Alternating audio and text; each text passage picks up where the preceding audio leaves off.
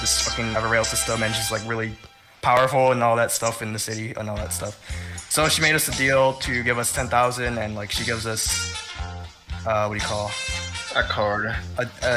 No, she gave us a bag of holding as well. 10,000 gold.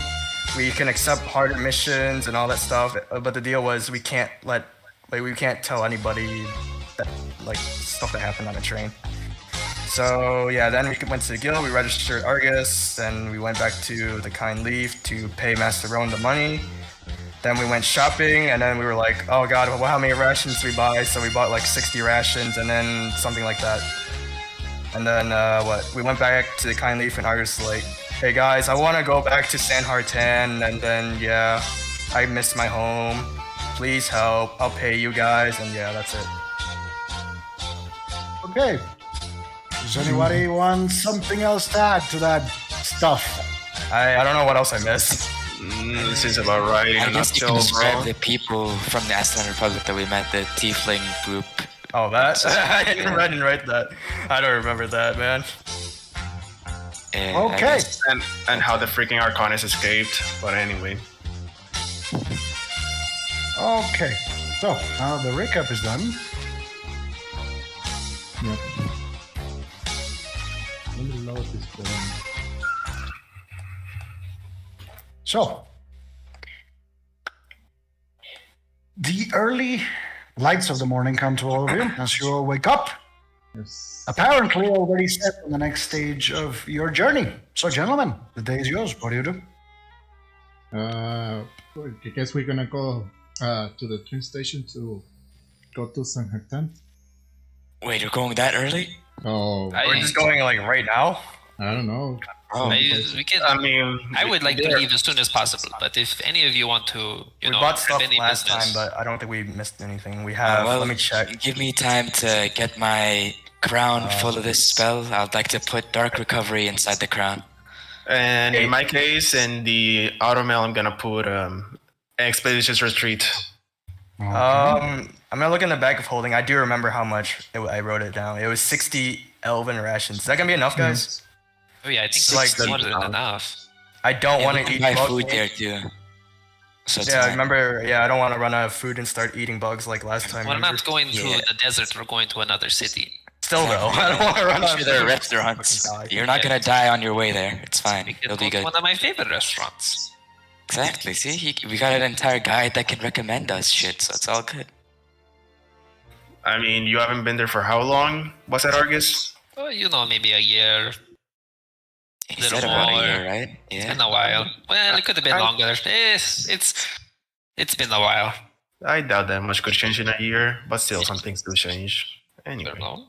But I mean, I'm ready to go whenever you guys are. Unless you guys have something you want to do, I was Not thinking of really. something, but honestly, if anything, I can just do it over there.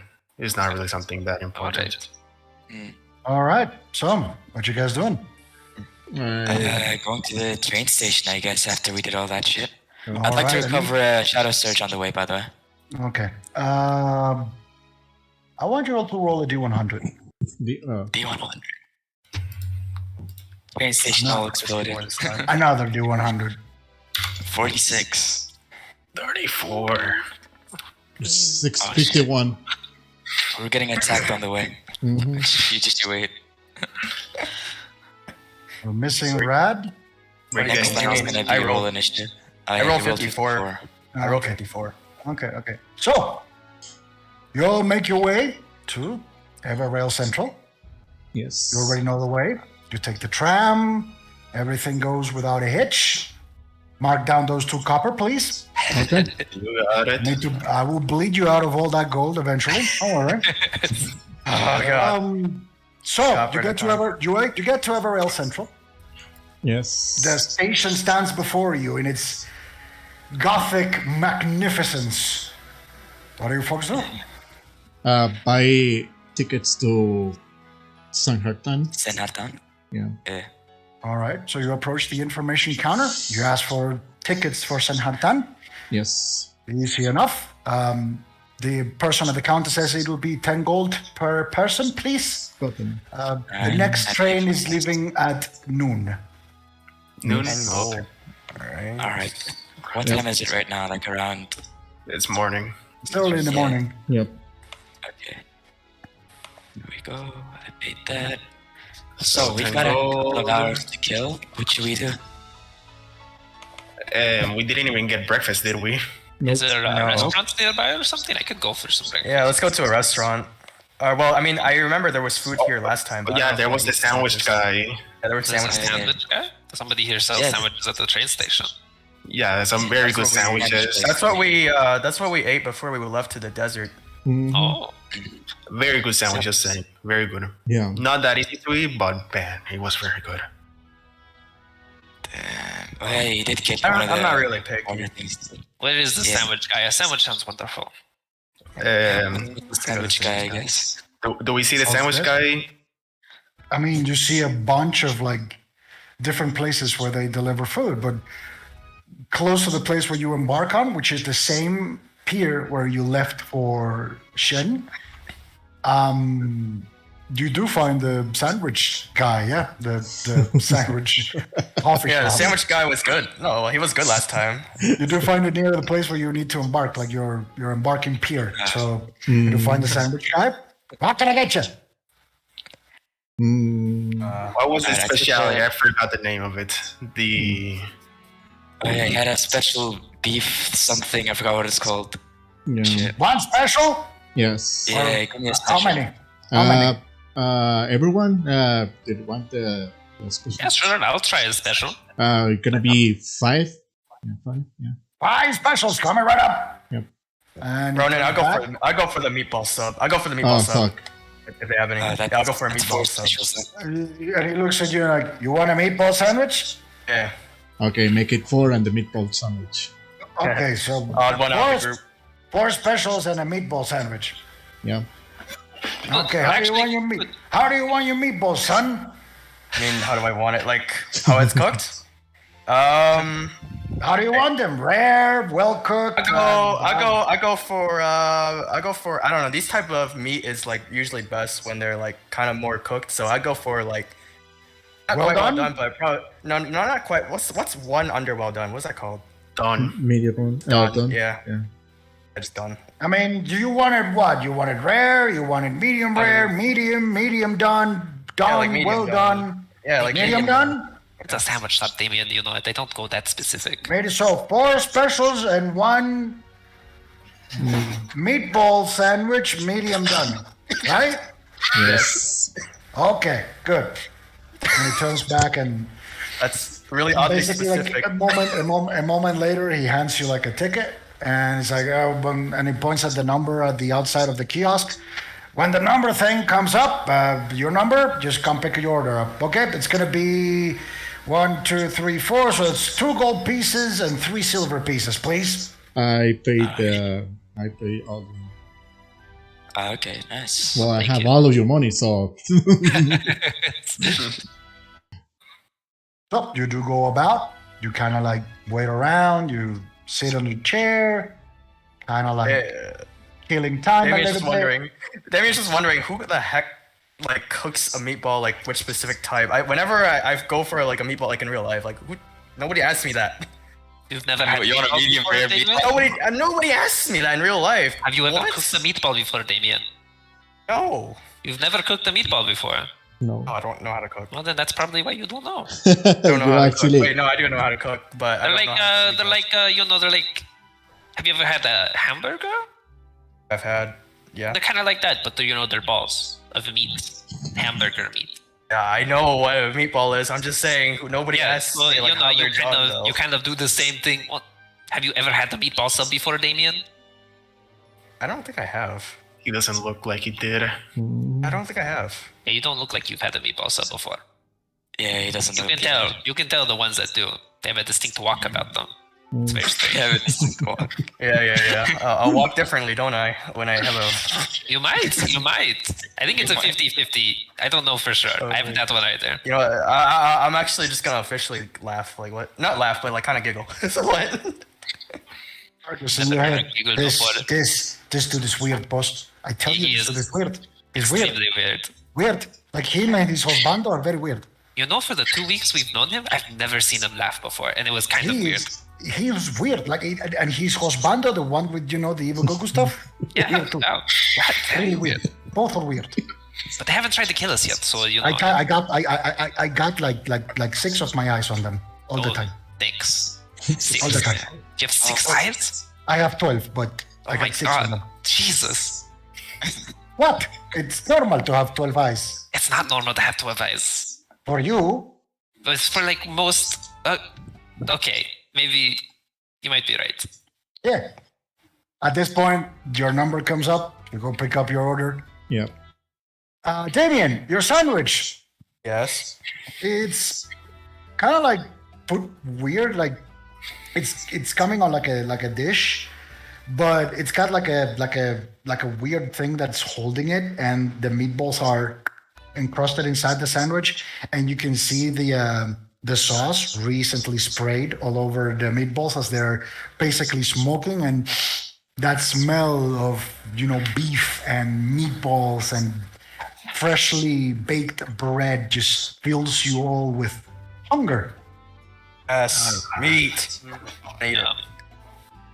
So you sit down. Yeah. You have your specials and your meatball sandwich. Rad, make a dexterity check, please. No, not the meatballs. Oh god. You're gonna lose the meatball. Make a dexterity check, man. As you're all eating The meatballs. as you're all eating your sandwiches, the beef is kind of like sticking properly to the bun. It's got that consistency. It's a great fucking sandwich. It's almost like a hamburger if it weren't for like the hardened bread. It's basically a hamburger but without the bun. It's like the hardened bread. Damien, you do start eating your sandwich. It's delicious. However, halfway through you eating the sandwich, you instinctively look to your clothes because you felt something a little bit warm on them. And you realize that, like a baby, you've basically squirted sauce all into the front of your chest. And it's like right there. You got sauce all over you. Great sandwich. Hard to eat and kind of messy. After I'm done eating, Ronan, I want to ask like the the sandwich guys for some napkins or something. You basically look and say, "Oh my, yes, the sandwich. That's that one's a doozy. The sauce can Great. Of Bit hard to eat it, but it's great. Of course, it's great. We made him. He basically just flips his fingers, and you feel this sense of like a kind breeze as it washes away the dirt of your clothing. Prestidigitation. What a All right, kind you're lad. done. Too. Thanks. I hope you have a nice meal. Thank you. Thank you. Okay. Very good So sandwich. you finish your breakfast. It's still roughly 10 a.m. I mean, you've been talking, sitting around. Still, you got a couple hours to kill before the train leaves. Let me see then. Huh. Do any of you guys have books? Books. Books? Yeah. Sadly, I don't think so. no. No. No. They're like is there Any like a cards? bookstore inside the train station? Oh, maybe they do have a bookstore. I don't know if it they have restaurants here. I don't know if they have a bookstore here. I don't think so. I don't know. Maybe I mean, like they a might gift shop. have. I'll look for a gift shop. Do they have any gift shops? Yeah, or like any other store. Make a survival check. Okay, awesome. Survival. You're looking for stuff again, like this thing makes New York Central Station look like a baby. It's Hell big. yeah. I got an 18. Looking for a bookstore Okay. specifically, and I You got basically begin to look, and you quickly familiarize yourself with the structure of the station, right? And it's basically the piers are basically put perpendicularly to the body of the station itself, and the body of the station is in on itself divided in multiple sections. It's like a circle, kind of like an airport, where it's like a circle with like different piers basically docking onto it where the trains come in. You're able to basically easily kind of orient yourself, and easy enough, you're able to find not one, you basically find an entire section of the station dedicated to multiple different types of shops. You got gift shops, you got apparel shops, you got potion shops. You got pretty much all you would need on a trip, or that you would need to buy as an emergency. You can find it, or you will be able to find it in this place. And yes, effectively, you find a gift shop, and next to the gift shop, you find another gift shop, and next to that other gift shop, you find a third gift shop that has books in it. God damn it. Want to get some books, Argus? Yeah, I'll go with you to the book one. Yes. You walk into the book. There was like a young, like half-elven kid on the counter. It's like, hello, Hello there. Morgan. yeah. Hello there. Can I help you with anything? I looking for some books, Nothing He long. points at maybe like he points at the rest of the shop. Like his counter is like towards the entrance, and then you have basically like a not very spacious, but you have like a room that is filled with shelves, and you can see a plethora of books. Anything in particular? maybe something like an anthology, Anthology.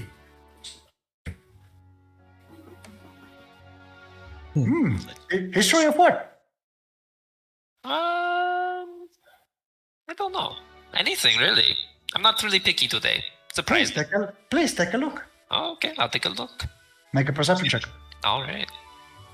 I would be looking for anything related to magic or maybe other types of races. I'm quite interested on. We are not a research specialized library.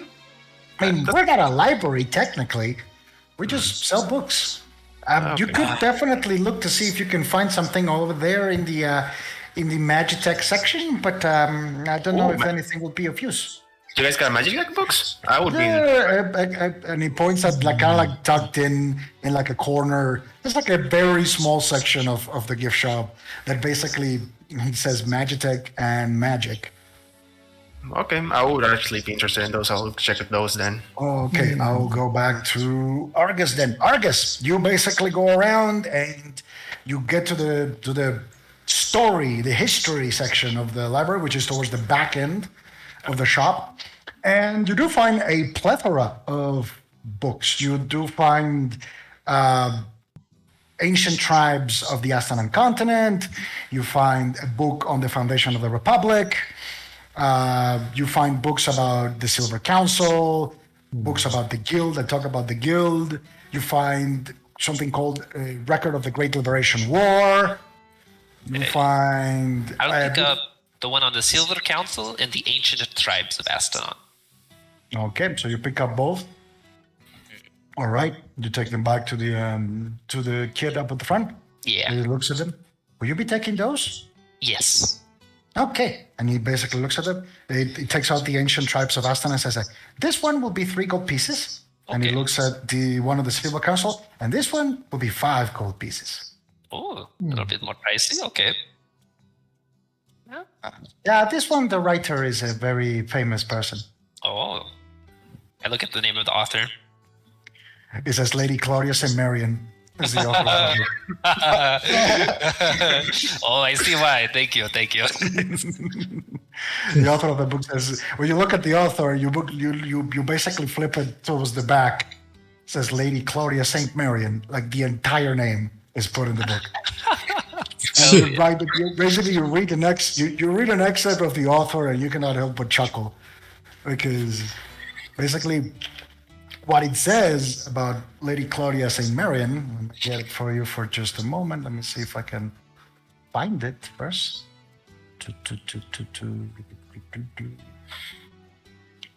Basically, you find out the fact that Lady Claudia St. Marion is one of the most influential members of the Silver Council. She is considered to be the leader of the reformist faction. And you would know, no, you wouldn't know. Make either an intelligence or a knowledge history check. Okay. I will do. 1 second. I will do history. Let's see. 23. Okay, yeah. You would definitely know that the reformist faction is one within the Silver Council and the Astanan Senate that pushes for a basically corruption-free Astanan Republic and also vouches for peaceful coexistence with its neighbors. However, its members are known for being very, very, very cutthroat when it comes to how they do their political dealings. They're very, very cutthroat. Also, you would know that Lady Clarissa Marian is known for her various charity-related endeavors. Okay. She is very high regarded by the people as one of the more popular politicians in the Astana Republic. And you would know that she is also in line to basically to become the next leader of the Senate in the next elections. Oh, okay. Oh. She's one of the three main candidates to be the leader of the Astana Senate, and by proxy the leader of the Silver Council. Ah, I see. Just So- wait till we find out that she's actually corrupt and is probably killing people. Lawrence, make a know. perception check. You got it. Pretty sure it's +1. 14. So you do kind of search around. There's a bunch of, well, not a bunch. It's like a couple. Oh, wait, it's at +4. My bad. It's at +4. So that would be 17. There's like a couple of books that you see there. Again, this is not a library per se, and like as far as technical sections or stuff on what this world will pass as science and magic, there isn't much. However, you do find a book that's called The Basic Principles of Magitech. That kind of Okay. calls your eye. The rest is kind of like very dull academia stuff. Like you find a book on like basically myths of necromancy. You find another book which is arcane arts for kids. You find a bunch of like books that Arcane honestly don't call out your interest that much, because I'm assuming since you're going to the Magitech and Magic section, you're looking for a more technical book, correct? Yeah, that is The correct. one that calls out to you is basically called The Basic Principles of Magitech. Yep, I'm gonna get it. I'll grab it. Okay. Okay. And he looks at and he kind of like when you approach with the book, the kid at first kind of like is taken aback a little bit and looks at the book. Will you be taking these, sir? Yes, I will. Okay. This one's a bit expensive. 10 gold pieces. 10 gold pieces? Yeah, you know what? No problem. And I have Okay. more 10 Okay. pieces. Thank you very much. Thank you very much. And he hands you the book. Will that be all, gentlemen? I But want. design- I gonna get the history of the guild. The one about the history of the guild? Yeah. Okay. That one is 3 gold pieces. No, 4. My bad. 4 gold pieces. And if anything about martial arts or whatever similar. Make a perception check. Oh, God damn it. Okay. You're treating a gift shop like if it's the fucking grand library. Yeah. It isn't. No. yeah. Like some. Because my. Where's my Perception, he said. Yeah. And whilst he's rolling that, Ronan, I would like to look for a book about philosophy. Ronan, can I look about a book like a story sort of thing, like where it's very specific? I got 18. The main character looks for certain people and stuff like that, like a story type You of were looking for the fiction section. The fiction. Yeah, sure. 80% of this gift shop is dedicated to fiction books, pulp, stuff like that. So I'll get to you in a moment. So future, you get the basic principles of Magitech. Write that shit down, because when you ask me about what book did I got, I'm not gonna tell you. Okay, basic principles of magic. Like, that one's specific, right? Yep. Checo, you were looking for something martial arts related? Yeah. There isn't any. Oh, fuck me. It's a gift shop. They're not gonna sell a book about martial arts. Okay, then I only gonna get the history of the guild. Yeah, that one's 4 gold. So mark that down and Yeah. write that book down. Double Yep. checking, it was basic water magic tech. It is the basic principles of Magitech. Basic principles, thank you. History. So you got the history of the tribes. You got the history of the Astaran Guild. You got what else? Oh, the ancient tribes of Astanan. Basic principles of Magitech. And Rad, you were looking for I was looking for like a storybook where the main character finds his With or parents. without pictures? No pictures. No pictures. No pictures. Okay, make a perception check. Uh, You gotta ask, guys. Yeah. Because I'm 5-year-old, so what? I mean, It's 19. Okay.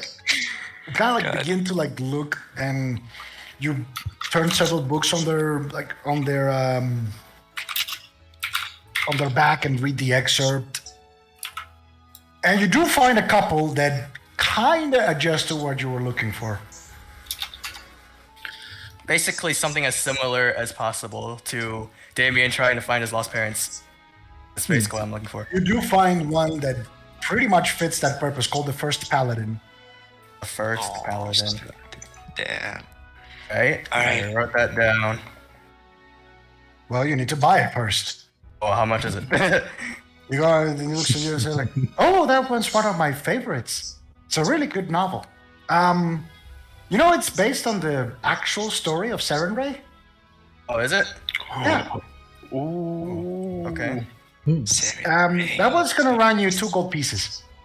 All right. I give him the 2 gold pieces. It's a very popular book. I definitely recommend it. Yeah, I will read it.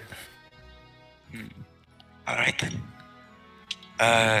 If I'm your looking for- motherfuckers expect me to read you those books, you got it in coming. You got Yes. one big fucking. You got one big fucking dildo coming through your mouth. Don't worry, all I want is like basic, summary. If you motherfuckers want me to make you that book, nah. Can you write me the entire book? That ain't fucking happening. The entire session is just you reading. The entire session is you reading books. Here's my 500-page novel wrote in. This is not. Right. This is not my first rodeo. I've had players visiting libraries before. Yeah. And also, if you think that it's gonna give you something else than the knowledge that in the book, you're sorely mistaken. Don't worry. I'm looking for a book about ancient philosophy. Make a perception check. All right. Ancient perfect. philosophy. That's like hyper specific. Yeah. All right. Any type of philosophy, then sure, we'll go with that. Preferably ancient, but we can go with normal. We could go to 20. the freaking library on the next freaking place, but no. I mean, again, this is not a fucking library. This is a gift shop where you've decided to treat it like a library. Okay. So you basically go back to where Argus is, the story section, the history, my bad, the history section, where you kind of like summarize that in this not very well provisioned gift shop with books, you will find something that kind of suits what you're looking for. And yeah, you're able to find one that is called basically the ancient philosophy. It's called the Ancient Peoples of the Desert. The ancient peoples. Okay, I'm gonna pick that one up. And you also find another one, which, because that one is part 1, you also find another one, which is part 2, which is creating Astanan. All right. So 2 books. One about the ancient people of the desert, and the other one, Astan Republic. All right. I'll Creating take both. Astanan is called. Creating Astan. All right. I'm taking both of them. Okay, you've been able to tell, and the kid looks at you. Wow, those are also very expensive. And he points at creating Astanan. That one is 12 gold pieces, and he points. What was the name of the first one? I already forgot. Ancient people of the desert, I think. Yeah, the ancient people of the desert. Yes. Oh, hey, I got that one too. No, you got the ancient tribes of Astanan. Oh, that's right. My bad. Look at it. Oh, wow. I'll trade you. I trade you. And so basically tells you that the other one is 11 gold pieces. That's fine. So 12 and 11, right? Yep. All right. I'm fine. I'm gonna pay both of them. Okay, we better be. 23. All right, done. Is that gonna be all, gentlemen? Yep. I think That's so. great. Yeah. Yes. Yeah. Okay, thank you very much for your patronage. He kind of like looks at you as you walk out. And like, just- a bunch of guys clad in fucking armor with like big fucking swords and shit walk into a gift shop to buy books. That is Yes. fucking Yeah. weird. Okay? That is just fucking Ronan, weird. this has got to be like the most cursed moment ever. You just like discriminating on swords and weapons. No, it's so nowhere near. cursed. It's nowhere near close. We were not about to rob the books. Next time when you're basically walking into a brothel thinking it's a restaurant, that is something different. I'm surprised the kid didn't question it. Because you were basically would you giving question pain, you were paying him. What would he question it? You Yeah. actually Yeah, probably but are. when we walked the in, you best- see, like, you 5 people with single-handedly weapons. made for the shop probably the best day it has seen in fucking months. Wait, I mean that shop never gets people then. What the hell? Have you ever been to a library IRL? There's not a Yes. lot of people in libraries. No. IRL. I've been in there's a lot of people like when I went to No. the library back in middle But I school. mean- a Your lot of college, it's a college Yeah. library, but No, not they're- like regular. There, like college, there's like, I thought it it looks was so back in empty school. on the library. Actually, it looks so empty. Yeah. Anyway, I think we were the only people inside that store when we were buying shit. Oh yeah, absolutely. Damn. Whatever. Anyway, Okay, so it took about half an hour between looking for books, all that stuff. Yeah. Buying books that you'll never read. Mhm. I'll read it. I'm reading. But mine. okay. But okay. Write those books down. Each book is £1 in weight. I want you to note that. Oh, one Alright, pound hold weight. on, let me Okay. add something. But what do you think? Those books are what? Magical? They don't weigh anything? Hell yeah. Books. One What's Okay, everything that's so- not? There should be something like that in PC Gen. If not, take whatever books. I think it's like £1 or half a pound, something like that. That's what the usual weight for a book is. Okay, £1. I'm Oh. gonna put it on my. You bought books. yeah. You're ready for school. Yes. Yes. You still have approximately an hour and a half before the train departs. Yep. I'm reading my book. I'm not gonna buy it for nothing. So you just as you're walking, you're reading a book. Yes. What the- Maybe you should save your. Okay, I need you to Maybe make. it's I need you. Wait, give me a second. I need you to make an intelligence check, and I need you to make a dexterity check. What the fuck is this? I'd like to. Nah, I'll leave him be. You're walking in a busy train station. Walking? No, I meant like sit. I thought we were like sit down. I mean, you haven't said anything. I mean, Bruh. Can I sit down and read it? No. okay. If you're sitting down and reading it again, where are you sitting down and reading it? On a bench or something? I don't know. Anywhere in the station? Near the group on a bench? Yeah, but like, We're going back to the place where our train is going to come in, Damien. Maybe Yeah. you should come with us and not read while you walk. It's dangerous. No, let it be. I Oh my want to see I don't what mean like happens. literally. Oh my god. did you hear what you had? Why do I Did be you hear what you so had? specific with I told you, everything he's I weird. do? Yes. He's weird. He's Why do I weird. have to be He's very so fucking weird. specific? He's a little Alright, weird. fine then. Oh, I'm gonna follow who's the the group. creep that reads books while walking? It just doesn't make any sense. Maybe he's just trying to be efficient, you know. Efficient. Damien, we Okay, don't I want you guess. falling off. Damien, All we right, don't so want you you get falling back off to the track. so you get back to the pier and you yes, Brad, you can read your book while you're killing time. Make an intelligence check. Yes, 14. Which book are you reading? First Paladin. The First Paladin. So, what you're able to read, because you're not reading an entire fucking book in an hour, because that is not humanly possible. Basically, what you're able to read before you need to board your train is the fact that it tells a story about a girl that basically was born in an orphanage, but she kept receiving visions from her dreams. And those visions basically were telling her to look for her family, to look for her people. And basically she, out of instinct almost, began this weird, unlikely journey of trying to find her family. That sounds exactly like, I don't know. I don't know who that person That's is. basically you're able to surmise that this little girl is called Serena because well the book tells it, and she used to hail from basically what today would be Torwan, and this happened a long time ago, before the Republic, before. I mean, it speaks of an era before even the dynasty.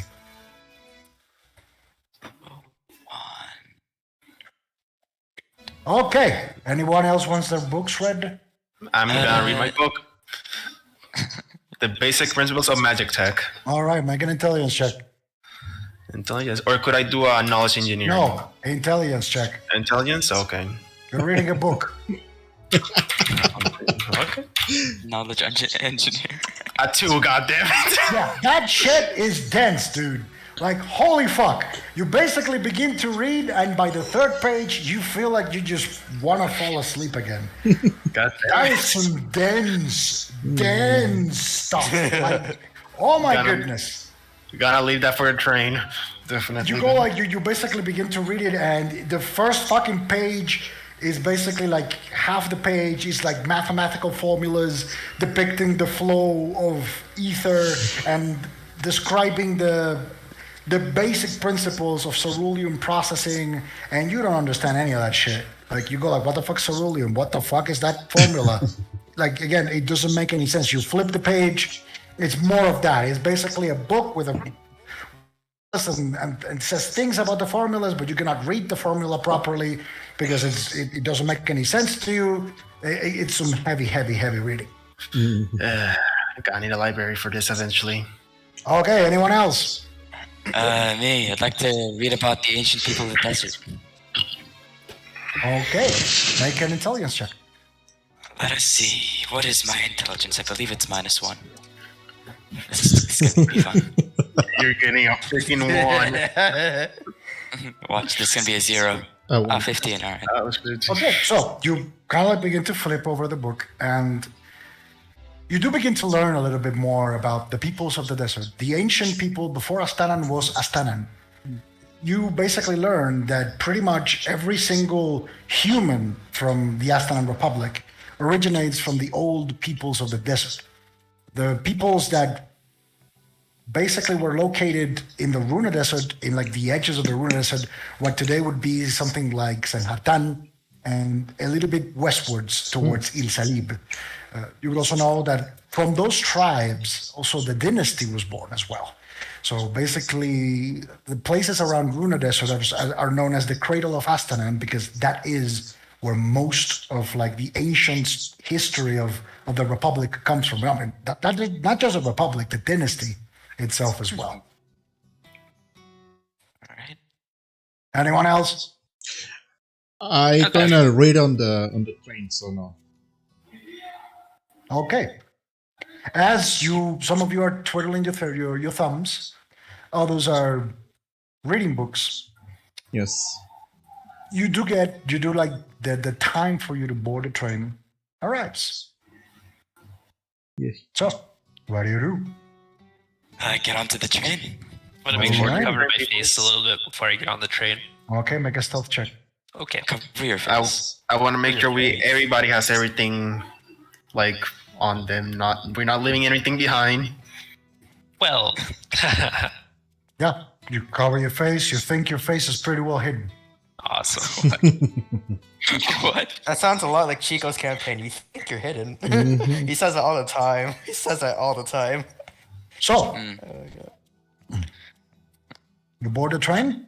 Yes. Yep. Again, you go to your seats. This train is a little bit different than the one you boarded before, because the one you boarded before, basically the business class seats you bought, were open. However, this one has like small little cubicles where a certain number of seats fit inside.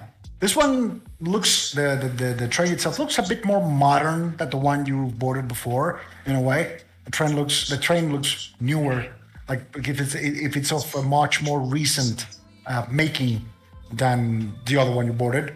However, you are able to find your seats. It's in a cubicle tucked towards the middle of the train.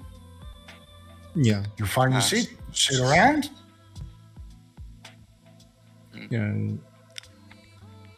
That's nice. Yeah, we find the So? seat. You basically see. stretch your legs. You eventually, like some 10 to 15 minutes after you've boarded, you do feel the lights basically turn on. This one is basically towards the side of your cabin. This looks very, very, very cute because it doesn't light up in the hallway like in the old train. It lights up inside your cabin, like the two lights. Basically, one signaling the departure and the other one that signals the fasten your seatbelts. And thus, while after you feel the tugging in your belly, the sensation of itching, like the minute sensation of like tingling on your skin as the train enters the ethereal plane and begins to accelerate outside towards the city of Senhartan.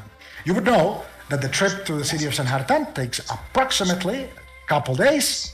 So it's basically the distance you need to be prepared to travel Okay. on your first day of travel.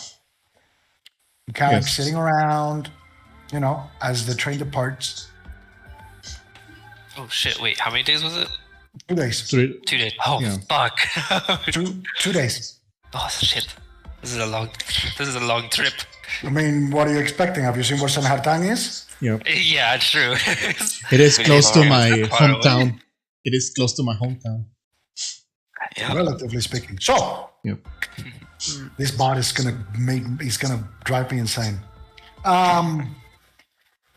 I added the other bot if you want to use it. I think it works like use /play instead of. Oh yeah. Flash play? Yeah, it's like hashtag play. Okay, Oh, was it let me stop- hashtag play? My bad. Yeah.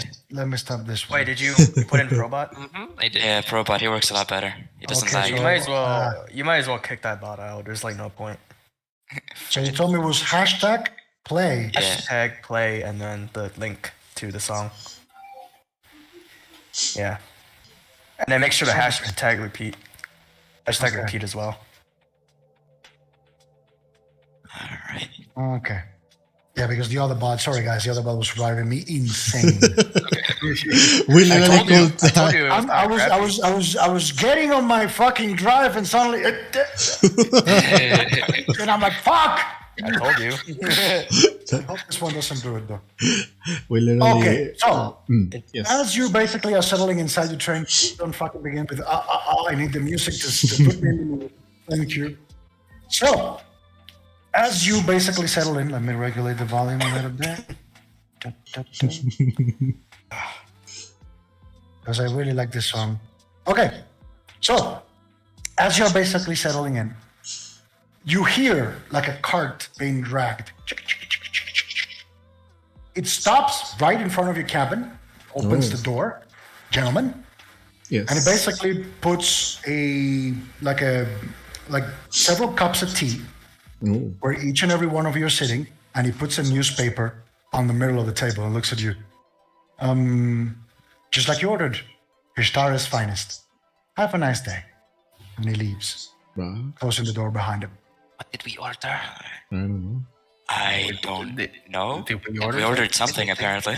I'm not drinking the tea. I didn't order I anything. didn't know. I don't remember ordering Does this. this come with the ticket? Is this part of the ticket service?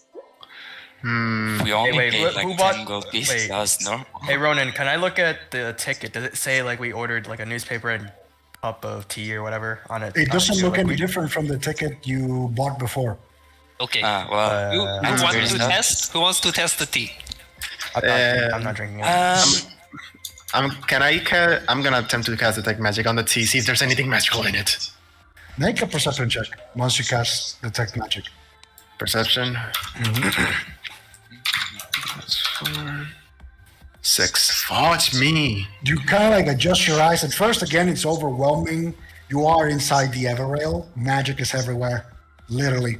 And you look at the tea, and you cannot quite make out if there's magic coming out of it. Again, like I'd like everything to is do like that. everything is like. This is when you have like excess of glare, like this excess of like glare, and it's like it makes it hard to see amongst all of that mess of magic energy. If there is like specific thing coming out of the tea, you don't detect at least. Yeah, I can't. And I don't even want detect to use magic. identify. Yeah, I'd like to detect magic after him. See if I can find anything instead. Make a perception God damn check. it, this guy. Hey, 27. Not Ivan. 20. Oh shit! Wait, really? Holy shit! You kind of like you kind of squint your eyes, and you're able to adjust to all of the magical energies that are coming from pretty much everywhere on the train. You look at the T, and you're not able to make out if there is magic coming. Well, I'm pretty sure there's no magic in it, so if it's anything to be suspicious of, Wait, that doesn't. they're not magical. It doesn't matter. It doesn't rule out poison though. Exactly. Yeah. I know. Yeah, it I said doesn't as rule long out as it's not poison. magical. But let's see. Who wants to taste test? I vote Damien. Nobody needs to taste test here. No. You know what? I'll do it myself. Fuck it. No. Nobody needs to do it here. You just Well, like, leave who it. wants to miss out on some good tea though? It could be delicious. Yeah, it'd be good tea. Yeah, I'd like to try the tea. Make a will save. Oh shit! The second Is it you mind taste the affecting? tea, make a will Is save. Is it a mind affecting effect? Yes, it is mind affecting. Oh god. I get a +4 +2. Come on, please be high rolls. 13. Probably. So as you taste the tea, an idea crosses your mind, like a suggestion, but a very vehement suggestion. You know, you would really like to read the newspaper. Read the newspaper. I grab the newspaper as soon as he starts reaching for it. Alright. Wait, Okay, Argus. so Argus, you grab the newspaper. What do you do with it? I'm just gonna hold on to it. Argus, may I read the newspaper? No, you may not. Hey, what's up with the newspaper? What's up with that? Hey, did you detect magic? Are on you the okay, newspaper? Judith? Or not Judith? Ethan, are you okay? You're perfectly fine, Nathan. I'm perfectly fine. You're perfectly Wait, fine. was there anything up with the tea or no? I don't The tea was think delicious. So. It was just good, really good tea. That's it. Yeah. So wait, so But why'd you grab also the want to newspaper? read the newspaper. Like, Yeah, it'd but be I kind of nice like if want you- to read the newspaper. The Can you newspaper. give me that? No, you can't have it. Devon, put this in the bag of holding. I Okay. hand it to Devon. I Wait, grabbed the, I put it on Devon, the can you give me the microphone. newspaper? I kind of want the newspaper. What could it Honestly, be on the newspaper though? I mean, it's still quite suspicious, but I doubt it could kill you. Ronan, I'm gonna read the newspaper as well. I'm Oh, curious. no, don't, No, no, I- none of I you are already reading put it the in just the- newspaper. It's going in the bag of holding. It's Yeah, I've just already put it- paper. I don't care. You can look. Sorry. What was it? We were worried about just tea. No, but Were we it's- not? It is what just was tea his name? for all of you. You know, you haven't seen any weird Lawrence. behavior coming out of We Ethan. were Lawrence, can worried you about detect- just tea. You detect You magic haven't on seen his any paper. weird behavior out of Ethan. You, Argus in your head, boss. Are you right? That's kind of nutty. Wait. All right. No, okay. I'm Here's this. Walk through this with me. He drinks the tea and immediately Yes. goes for the paper. Why would we touch the paper when we don't even know what's in the tea? What is the relationship between the tea and the newspaper? Yeah, boss? what is the real? Princess, I know you haven't been alive in this world for very long. There's some very powerful magic in this world that maybe we don't know. And he didn't detect any magic, but it could be anything. Lauren, I What don't does the know. We newspaper didn't have order- to do with it, boss? We didn't order this. We didn't ask for any of this. I don't Nothing trust it. suspicious, yes. Or he But also wanted to start grabbing it after he drank it. It could be anything. Wait. It's a newspaper, boss. It's a newspaper, right? Okay, fine. It is just a newspaper. You're right. You're right. Ronan, do I still feel the urge to get the newspaper? Again, it's not an urge. It's more like a vehement suggestion. It's not that you are compelled magically to read the newspaper. It's kind of like you drink the tea, and this sensation comes to your head. Where like, man, I would really like to read the newspaper. Argus, I could try attempting to use read magic on it. Maybe we yeah, have something. read on magic it. on the paper, on the newspaper. See if there's anything up with. Maybe the just newspaper. detect mind. magic. Don't read it. I just don't. I mean, detect magic. I mean, using detect magic here is kind of weird. Just saying, like, I'm not really able to get it. Like, what happened with the tea? Like, there's too much magic around. I'm sorry, man. Argus, I don't see what reading newspapers. Like, so Devon, weird let me see the about. newspaper. Okay, I take out the newspaper from the bag of holding. I grab it, Mm-hmm. and then I don't want to look at this. I look at it and cast detect magic. Okay, make a perception check.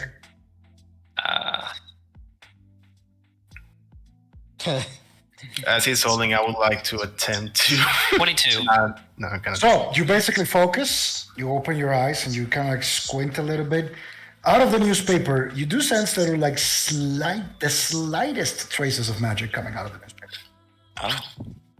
Oh. Make an intelligence check, Arcus. All right. 16. You do know how newspapers are printed with magic. So it is. So it is something perfectly normal for a newspaper to have magic Okay. coming out of it because they're printed. Yeah. You know what? I'm just gonna read Prints. these news. And basically, these are Magitech prints. They use magic. You a don't way. get to read the newspaper. Ethan, Why? read the newspaper. Ethan, here you go. Wait, why not? Alright, thank They you. gave us newspapers to all of us. Oh, Ethan, Ethan, one newspaper. you open the newspaper? And I read it. Okay, so you open the newspaper and you begin to read it. There's basically like an article, like it's in the front page, that it's an expose on the collector, like basically retailing like the case of the collector and how that was, how they found the collector and all that stuff.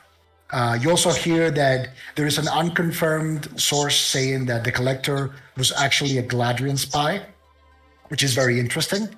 There is yet more articles about the fact that the Everrail expansion is still on hold because there's like some issue with like funding on the Senate. I see. However, That's just as you're reading a newspaper, there are particular letters and numbers in the pages of the newspaper that begin to kind of like pop out for you. Oh. And they stick in your head weirdly enough. And as you're basically reading the newspaper, you do remember the card that Lady Claudia gave you, and you instinctively realize the fact that there is a relation between those numbers you have on your head and the card.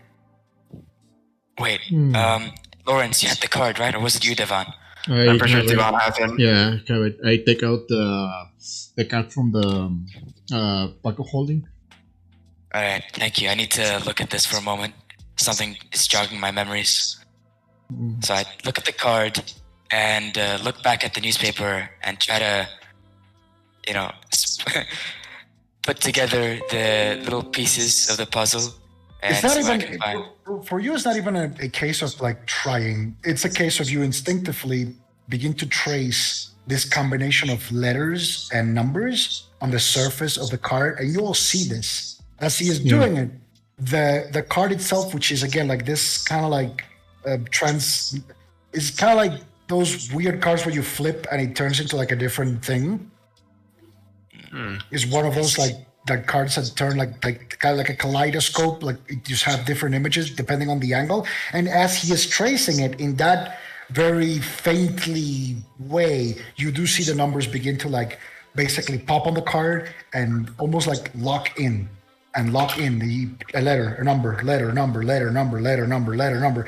And he does a combination very fast of 10 basically in between letters and numbers. And as he finishes, you do feel like the card basically changes hue and turns completely flat. And in your heads,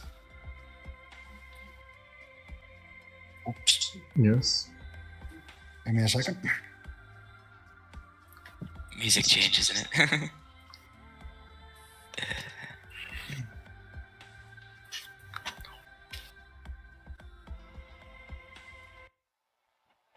So, in your heads, you do hear static, like something is trying to get a foothold of you. And then, as that is changing, static goes over you. You finally, once it clears out, on the other side, you hear a familiar voice. Gentlemen, Wait, it's good to hear from you. the Lady Claudia? No, you recognize that to be Lady Claudia's, the person that actually led you towards Lady Claudia. Oh. The day you were in the Everest station. Oh, Wait, so you ordered this, or something. the tea and the pepper? I hope the tea was satisfactory. We yes, it kind of weirded out because pretty we good. we didn't know who sent it us. I Ah, may well. have a suspicion it was you guys. Some discretion sometimes must be exercised in order to maintain the veil of our relationship. However, gentlemen, it is good to hear from you. It has recently come to our attention that you're headed to San Bertan. Yes? Yes, we Yep. are. Good. In regards to that, I have a proposition. Okay.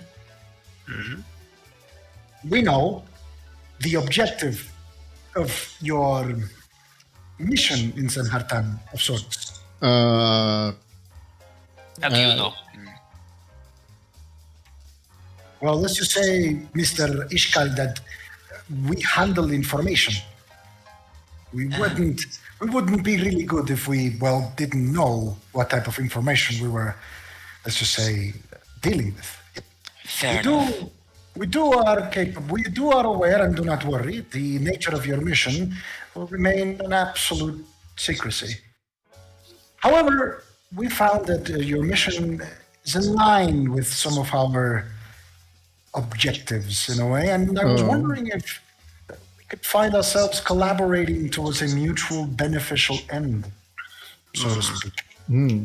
so, what is the proposition? So, since you are headed to San Hartan expressly looking for the lodge, we believe that we may be able to aid in that search. However, your sledgehammer approach, it's a bit unrefined, and I'm afraid will not yield the results you're seeking. However, should we collaborate, and you accept in turning this entire affair from a hammer into a scalpel, I believe we all can come out as benefited parties of this endeavor of yours. Sounds tempting, but Does this sound good, Argus? We could use the help. I agree. Help is always good. I say Absolutely, yes. absolutely. I vote yes. Well, I vote yes then. okay. Well, Anybody else want to we vote? We're voting. Well, yes for Well, me. yeah, there's 5 of us. Okay. Well, three of us already yes. so- okay, but we're gonna help you then. Okay, perfect. Do not worry. This mission will not directly jeopardize your original objective. Mr. Ishkal, I'm afraid you're looking for a bit of payback for what happened to your family, correct? Correct, I am. Good. So, what we are proposing is to channel that drive into something also productive as well. You see, you will be arriving at San Hartan and staying at a small inn called Sandman's Rest. Sandman's Rest. Yes. Don't worry, accommodations have already been, or will be, more like it, arranged once this conversation is over. You will have my word. Your objective over there is, let's just put it in discrete terms, you are basically executing a change of leadership. In the lodge, we'll be executing a change of leadership. Exactly, Mr. Arcus. I knew you were a smart man. Who exactly are we aiding? You will be contacting elements of the lodge in San Hartan in order to excise another more troublesome element of said institution. These other elements, the ones you're looking to excise, are also the ones responsible for your family's misfortune, Mr. Ishkal. Okay. And so, for the purposes of specifics in regards to this mission, those will be handed to you by a very special person in San Hartan. Her name is Madame Tolafia, or at least that's the name she goes by. Madame Tolafia, alright. She will be handling, well, all the specifics of your mission over there and how can you basically aid us in this endeavor for the common good of all. Okay. All right. Do you have any questions? Who exactly is Madame Tolefair? Tolapia, Tolefair. Argus, make a... You don't have knowledge local, so I gonna help him. I do have. make either a flat intelligence or knowledge history. Okay. Check history. I have local. Can I help I him? got 24. Oh, never mind. Or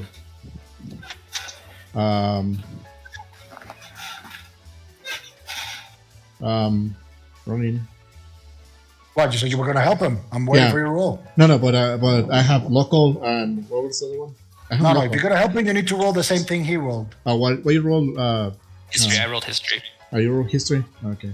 Hey, Ronan, what was the person we got to meet? Madam something? Madame Tolafia. Her I name got is 16. What? Yeah. Or La Fia? Like that. Yophia. Yeah, roll 16. La Fia. Okay. Argus, you would know that Madame Tolafia is actually a very famous persona in Senhartan. She is the proprietor of the Red Rose, the largest casino in the Afghan Republic. Red Casino. Rose. So you would know her for that specific Okay. thing. Owner of the Red Rose. Damn.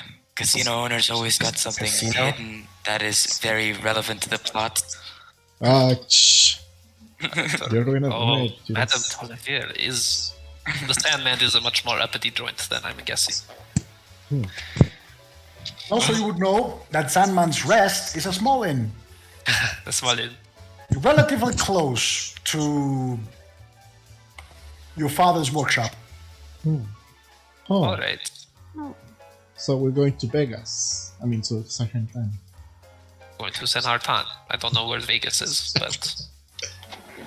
Will we be meeting Madame Tolefair as soon as we reach, or... I do not know the specifics. However, you do have to check into the Sandman's Rest. Yes. Okay. We are gonna Understood. go first thing when we. After that, all the specifics and details will be handled by our contacts in San Hartan. I'm assuming Madame Tolafia herself would want to, well, have a hand in this business. Probably we're gonna get contacted there. Any other questions, gentlemen? I don't think we have right now. No other questions. Thank you. Good, good. As usual, your compensation will be performance-based, but plentiful enough that your needs will be completely covered. Alright. Okay. If that is the case, and I have your consent, I will proceed with the finer details in terms of logistics, and I wish you all a merry trip. Yes. And you instantly feel as this voice in your head just goes away. Oh, I hate That those was things. something. Well, that was interesting. It was unpleasant. So, can I drink the tea now?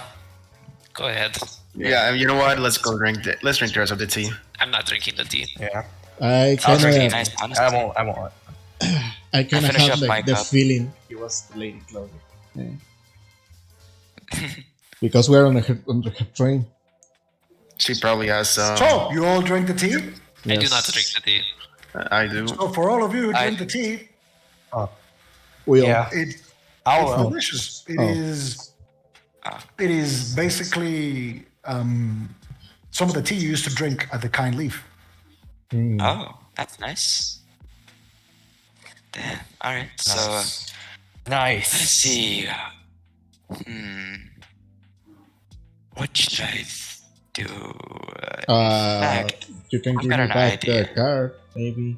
Oh yeah, your card here. I'm gonna hand you your card back. I mean, it's our card, but whatever. I have the As you basically get the card, Divan, you do see that the card takes its kaleidoscope kind of like flippy card style appearance after it went flat as it was talking. Like it looked like a metal sheet, and then it just recovered its usual texture and appearance.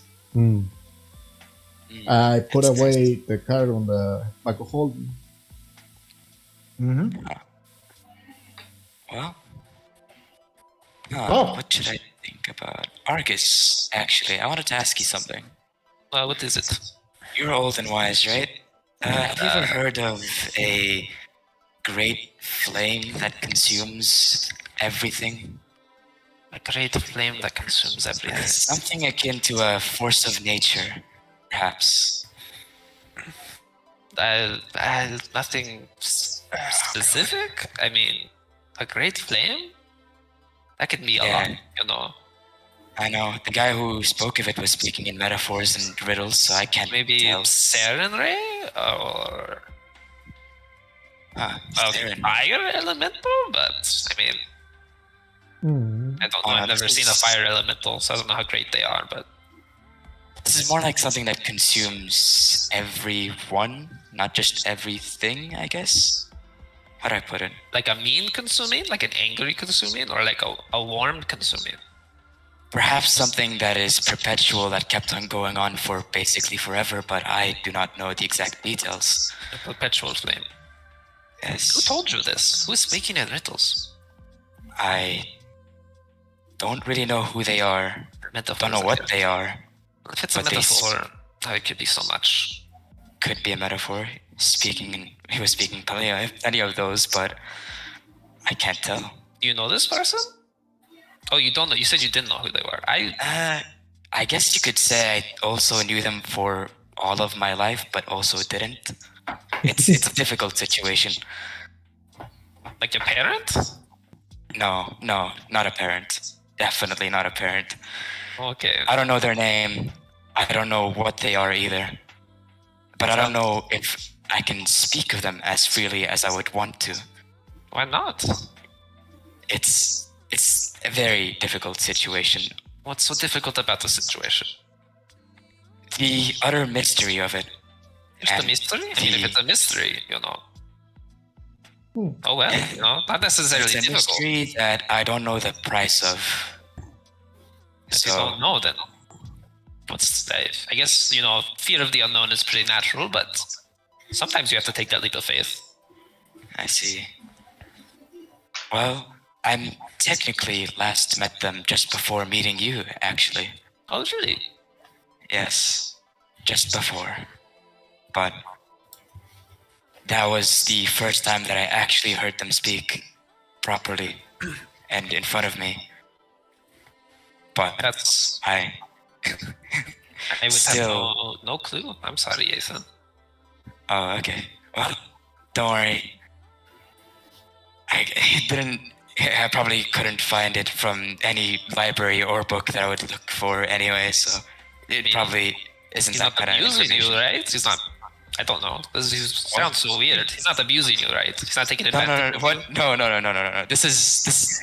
All I can tell you is that he is not really a person, but isn't more like. Oh, how do I put it? It'd be more accurate to say that it's an entity Oh, that I've met. well, maybe you shouldn't piss it So- off. Exactly. I mean, is it like a god or is it? Because I mean, you know, if it's just an entity and not really a god, maybe you could roll your dice. How do I put it? It claimed to be a pawn in a large game, Oh, and it well, I mean, claimed that I was also a pawn or a puppet. if you just stand directly in front of the pawn, it can't kill you. True, I guess so. Huh. Well, Maybe I don't know. He's just a pawn, right? How dangerous could he Yes. possibly be? but a pawn can turn into any other piece, though, once it reaches the other side. So I honestly don't tell how close it is to the other side. So I can't be fully assured of everything. Suppose you know, it's up to you, man. I don't know what you're trying to get at here, but All I'm saying is, I was looking for a bit of advice. a bit of That's advice. My advice: maybe don't fuck with strange entities. Probably be my best advice to give you.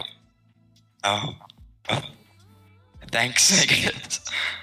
I'll take that advice to heart. Yeah, good advice. I recommend it for everybody. You might end up like me and Chris's. Wait, this Chris is also a weird entity that came from some other world. Here was your head. I am not weird, boss. No weird. Oh, weird. I'm weird. Chris's, you compared to most average individuals where I come from, they don't have arms that change shapes like you do. That is your arm, not mine. My arm. Okay. Yeah. They don't have a voice in their head like I do. Do you know? I mean, That's a good point. he's just saying he has one. Who knows? I mean, I'm sure if you start asking around, boss, you will find that a lot of people have a voice in their head. Just saying. Maybe, but that's like I have a feeling it won't be the same like you, Chris's. Sure. But yeah. Okay, I'm going to read now the history of the guild. Meanwhile, What? The what now? The history, the book that I bought. Yeah, which one was it? The history of what? Of the guild, of the Astonian guild. Oh, the Aston Guild. Yeah. Okay, make an intelligence check. I have knowledge history or regular history. I mean, regular. Intelligence check. You're reading a book, not examining your knowledge. Okay. also, I will also attempt to read again. Give me a second, one at a time. I get 13. Okay, so you basically begin to flip through the book, and you're able to learn part of the origins of the Astanan Guild. It speaks of basically back in the times of the dynasty when, well, the world was ruled pretty much by a monarchy. The Astanan Guild served as pretty much what today would be the Independent Adventurers Office, right? Yeah. Basically, a group of people will go there, people would post different jobs for like different needs and different stuff. And, adventurers would go around and do that. However, with time, the guild got more powerful. Like with more money comes much, much more power. And basically, that's what you're able to surmise from what you are pretty much reading at this point. It speaks of many personalities in the past of the guild. Initially, it was founded by one of the crown princes of the dynasty because they had nothing to do. Pretty much out of boredom, they created the Astanan Guild. And it became the little pet project since they were not basically first in line for the throne or anything like that. They had more of an adventurous life and they wanted to channel that into something more productive. And that's how the Astanan Guild came to be created as an adventuring guild. So, Lawrence, you were trying to what? Read again the book? Read again. All right, make Basic a principle, magic tech. intelligence check. Please, God damn it, please. 8! Fudge me.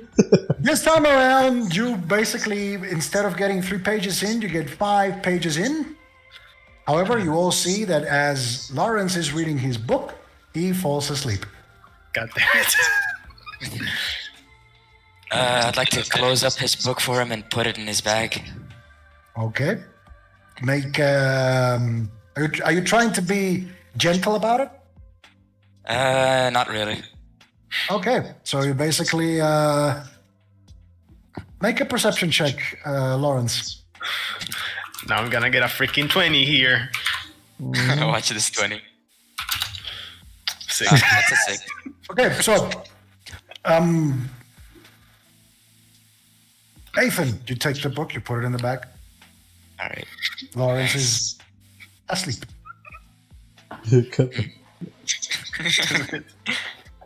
All right. So for this first day of journey, does anybody want anything else done? No, I guess I want to look out the window. That's usually what I do when I'm sitting on train cars in real life. You want to looking switch out- spots with me? You're looking out the window. It's Yes. black and white. Who's sitting out the window? I have the window seat. Do you want it? Oh, I mean, again, it's like basically a small like cabin where you're in. sure. There's I'll take 3 it. seats. There's like 3 seats in front and 3 seats basically like across each other with like a small table in between. So it's again, it's not like how can I put this? It's not like airplane. It's not like airplane. It's like, again, the Everrail is very comfortable. All right. Yeah, so sure. Suki We will can get the switch window spots. seat. Yeah. Yeah, Wait, yeah, am I on the other side though, or? I'll switch I don't spots. know. Take the window seat. Go ahead. Yeah, I'll I take the don't want window this. seat. Yeah, sure. No, it doesn't matter, Ronan. I'll still look out the window, even if it's just black and white. Yeah, okay, so you look out the window. Okay, so Yes. eventually the day goes by, you have dinner, everything is perfectly normal. And thus the time comes for you to go to sleep. Yes. So, are you doing anything before you go to sleep? I want guess to explore the train if they have, I don't know, like what's it called? I don't know, anything entertainment in the train. There's the casino Ooh. in the train. Oh my god. Do you remember, Divan? Do you remember last time? The casino's not a good. Gamble your life savings away, Devon. Well, that's not my only life savings. I have all of these. But please don't gamble our money away. I If you beg. don't gamble our if you money, gamble it's all your our money. I'll hit you. I'll actually beat you up Oh, if you fucking gamble all our money away. Okay, If I then see don't- anything more than 2,000 off, all right, go ahead. Okay, I'm not going then. For now. So, you're all going to sleep then. I can't Yes. keep watching myself. Okay, you guys keep watching yourself. Eventually, the night comes, and all of you basically tuck in your seats and you sleep. Except Argus, you spend the entire night not sleeping with your eyes open. I'm gonna let Chris's come out for a little bit. You basically kind of like let Chris's come out. Your arm forms not as rambunctious and like big as it usually does when it fights. It's more like your regular arm takes this like scaly nature, like chitin covers it, and you do feel that the change of texture, and as basically all of the muscles in your arm tense as Chris's forms. Nice. And the rest of the night goes without a hitch, and thus the morning comes. You all wake up. Yes. Morning. Lawrence, after a very, very, very long sleep, Jesus. basically he has proven his incredible ability to pretty much sleep anywhere, at any time, and for any length of time. He don't care. He loves sleeping. So, you all wake up. Yes. At this point, as you basically are waking up, the sign lights up again. As you all kind of like go about your things, you tie up your seatbelts. You feel the Everrail, the train, drop out of the the ethereal plane. Yes. Slow down, the talk in your belly, and it docks. And when you look outside the window, you do see the familiar image of the station right outside the village of Shen as the train is docked in that place. Oh yeah, I remember. This was only like supposed to be a mini stop or some shit. After a little while, the train picks back up, and then like a person right before the train departs, examines all the tickets for all the people that are headed for San Hatan, and the train resumes its journey on its final leg. So, during this day, the second day of your journey to San Hatan, do you have anything you want to get done? Charging is wanna- retreat on the automail first of all. What? Charging expeditious retreat. Okay. I'm gonna use the rest. I'm gonna use the restroom in case I pee myself because I don't think I peed at all yesterday. Oh, all right. All right, we didn't need an escape. We didn't think of role-playing bathroom breaks, but okay. Like real life? Oh, I thought like you roleplay eating. Yeah, because it's a fun part. I'm not about to describe you how you take a shit. Okay. That's never mind then. disgusting. Never mind then, Ronan. We assume we just do that. Okay. I will play the food part because it's fun. It adds flavor to the world. You taking a shit doesn't. The closest thing I've got was when I described, your room back at the village of Shen. That shit. God. It sounds like again, something Shankin would do in his campaign. You forgot to it shoot added today. it added a little bit. It added a little bit more flavor to the place you were in. But no, I don't role play bathroom breaks. No. No, please, no. Okay, so aside the normal shit you would do, like pissing out the window or something, what else? Dark recovery on the crown. Okay. First of all, get a shadow surge, and yep, that's it. I'm going to gamble all the saving of the team. I'll actually beat you up if you do that. I'm just Alright, so gonna you're gamble gambling? like I'm gonna go. So you're going up to the casino. How much are you gonna buy? I'm going to play because you had the machines and you had the blackjack. Oh my god. I'm gonna go They have to the poker in blackjack. here. Hey, wait, what is the He's what is going? Wait, the minimum what? to pay? I'm gonna stop him. No, I'm gonna block him from going. What? What? You're not I'm not gambling gonna. our money away. I'm not gonna gamble your money. I can. But you going there is enough, so don't go there. All right, how about we have somebody supervising? That would be me. I'd like to supervise him to make sure he doesn't I'm overspend. going to. I'm going to. So, All right then. how much is gonna be the minimum to play? 20 gold pieces. Well, you can spend I'm as just much. I'm gonna spend only the 20 gold pieces. Okay, what are you playing? Blackjack? Yeah, blackjack. Oh, All right. God, here we go. Yeah. All right. All right, roll them. Roll 3d20. What? 320? 3d20. 3d20. Yeah. 3d20. Ooh, 43. 43. Yeah. I bust. I mean, you bust. Have you ever played blackjack in your life? Yes.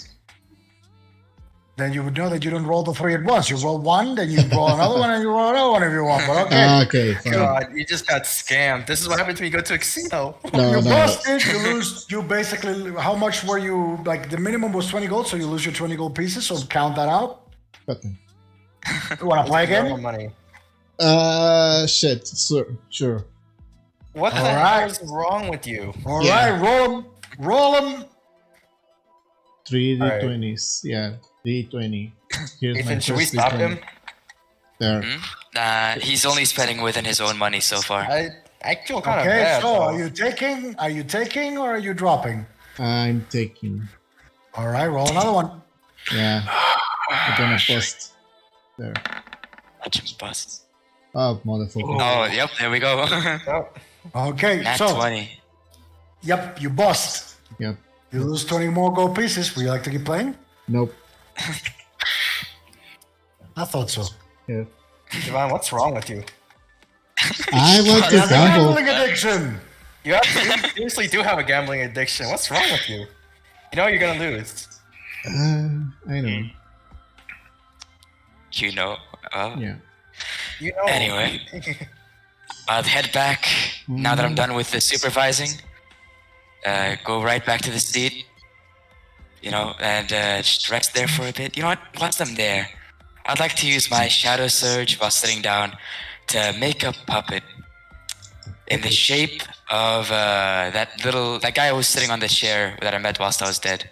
That is very specific. I need you to make a craft untrained check. Rolling that Let's 20. see. What's my craft untrained? It's gonna be fairly high because you're not an artisan. Nowhere near. -1. Come on, be a nat 20. Be a nat. Fuck, it's a 3. God. Oh, Ethan, you kind of like, and you basically now you're all sitting around the table. You're watching him, right? And you do see as basically like a almost like a drip of shadow comes off his hand, stretches almost like a drop of oil, and then he like begins to like shape. And basically you see that like as basically like strings come out and tied to Ethan's fingers as what looks to be a black cookie like toy, like one of those like cookie figures like you would make out of cookies, Like a gingerbread man. like a gingerbread man but less detailed, like a lot less details. It's more like one of those figures you would cut out of paper, but it has like a weird texture about it. It's basically it. You can see a head, arms, and legs, and basically like a- and it's attached to like strings, but it doesn't make any sense because the body is not flexible. Like the gingerbread man simplistic version is not like it cannot be animated. Doesn't have like articulations or anything so you can basically move him like a puppet. It's got none of that stuff. Ethan, what are you doing? I was just trying out something. And then I would like to dispel the little puppet. Yeah, the thing goes back into your arm like the shadow. Now I'd like to get a shadow surge back and make a pawn.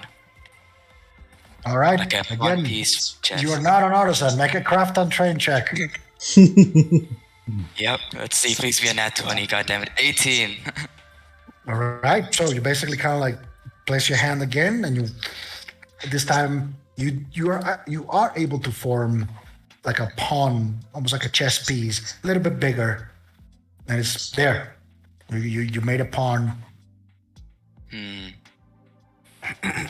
I think to myself, like, so this is what you described yourself to be?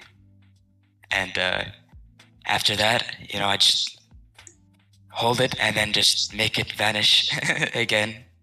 Yep, it goes back into your hand, like the shadow recedes back into you.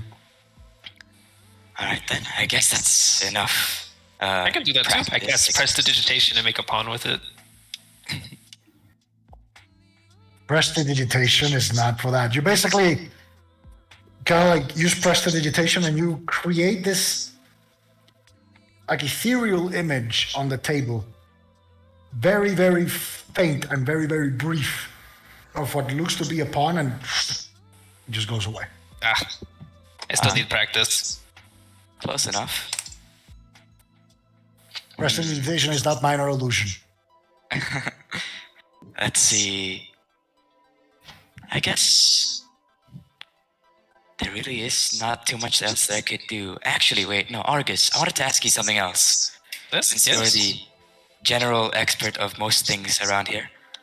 I don't think I am, but okay. Nah, you're the wisest, so I consider you to be the general expert. So, all right, fair enough. Let's see. I'm looking to make a perfect weapon for my needs. Something that is, how do I put it? Something I could use to hit really precise and, really precise hits, but also hit like really heavy and also deal a lot of damage. What kind of precise, heavy, deals a lot of damage? Oh, so many different types of weapons out there. Are you looking for like a sword or a bow? Argus, he could sling himself towards the enemies. That is heavy and hard hitting. I don't know if I'd be precise though, Chrysis.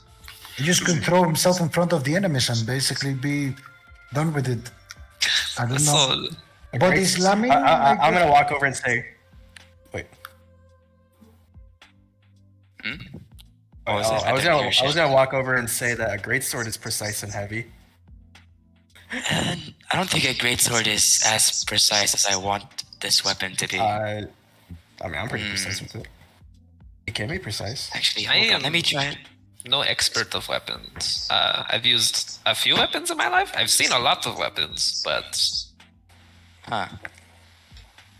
Hey, I've seen you use that scythe. Maybe you're looking for something, I don't know, more unusual? Something you don't see as often? I'm not, like I said, I'm not an expert of weapons.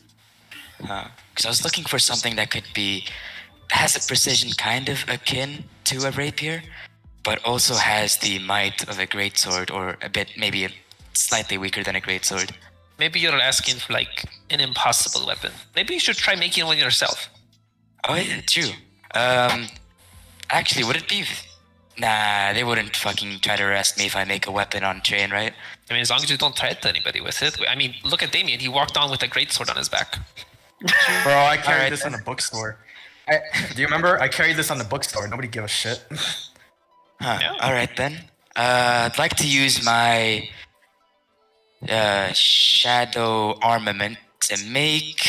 What's something that's close to... Elven Curve Blade. I have an exotic proficiency for that. Are you proficient with that shit? Yep, I am. I got exotic proficiency. How would you know how to make an elven curve blade? That's what I'm trying to see. Like, okay, something that is precise, like high crit rate and high enough damage. How would you How the know fuck do I do that? crit rate? Oh yeah, shit. You Okay, precision. metagaming asshole. Right. Let's see then. What's a weapon that comes to mind when I think of precision and heavy damage? Quality 100. This weapon- All right then. Wow, wow, this weapon is fucking strong. Holy shit. 18 to 20 crit rate, 1d10 medium. What the hell? 55 is what I got. What comes to mind when precision and strength is your scythe. Shit, I accidentally made this shit again. You made a scythe. Yeah, I see you used it last time. It was pretty good. I mean, it can hurt. Yeah, but I was thinking of trying to make something new. Something that is probably better than this. This thing focuses a little too much on the heavy hitting side. Maybe you just need Let's to see. practice and create something yourself. Who knows? Yeah, true. Ethan, I think being precise, like that just comes with the wielder, like skill wise. I know. Like the heavy Yerevor's, functions on he weapon. couldn't go to, Argus Yerevor's, he couldn't go to, like a weaponsmith and ask him or something. Why does he have to do that now? He's really fucking weird. Well, he's in the train. Doesn't have anybody else to ask. We kind of left in a hurry. I don't. Maybe he just wants to, see if I knew anything. Well, how much he has been able to do that? He hasn't asked anybody about that. I don't know. I don't know. He's weird. And his husbando is also weird. They are weird. Very weird. God. How I wish we make could hear them. You know what? I'll just disperse the fucking scythe instead of actually dispelling it. I'll just make it vanish, kind of like sheathing it. Okay. You basically kind of instead of vanishing it, it does the same thing it always does, but the shadow goes back into your body. All right, nice. Just in case I might need it later on. Now, let us see. What if kind of I food can can- this train people? Food? You can always check the place with the restaurants, right? Near the casino. Should we do that? No, wait, no, they only had the buffet. No, never mind. They only had the buffet. I remember.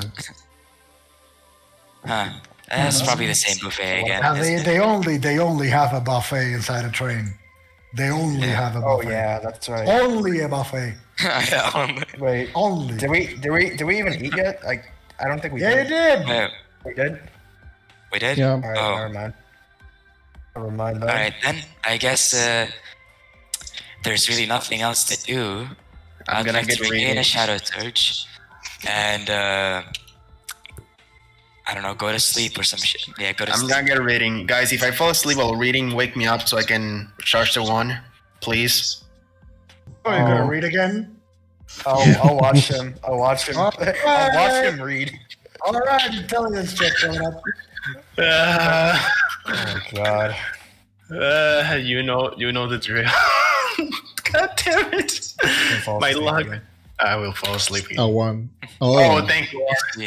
15. You basically begin to flip the pages of the book. It's still very dense. That hasn't changed. But apparently, third time's the one. And you begin to take a better grasp at how Magitech functions. Basically, you learn the postulates behind the principle of Magitech, which is basically anything that uses both mechanical components and magic to be powered by essentially becomes not just redundant so that if one fails, the other one can keep up, but it also becomes enhanced by that quality.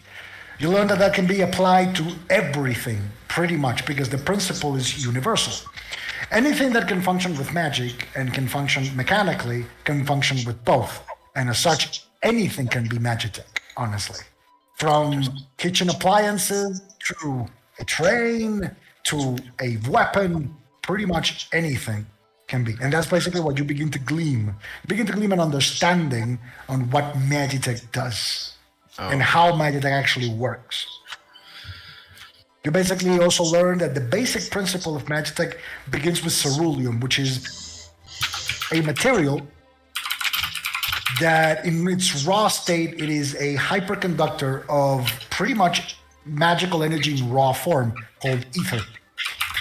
And this ceruleum is actually used as a primary component in everything that he uses Magitech. It's basically like ceruleum, since it's a very malleable metal or an alloy, actually, like the composition of ceruleum in more ways than one defies common sense, because it actually, since it has channeled magical energies inside of it for so long, it becomes a very malleable metal and at the same time a very difficult metal to pin down.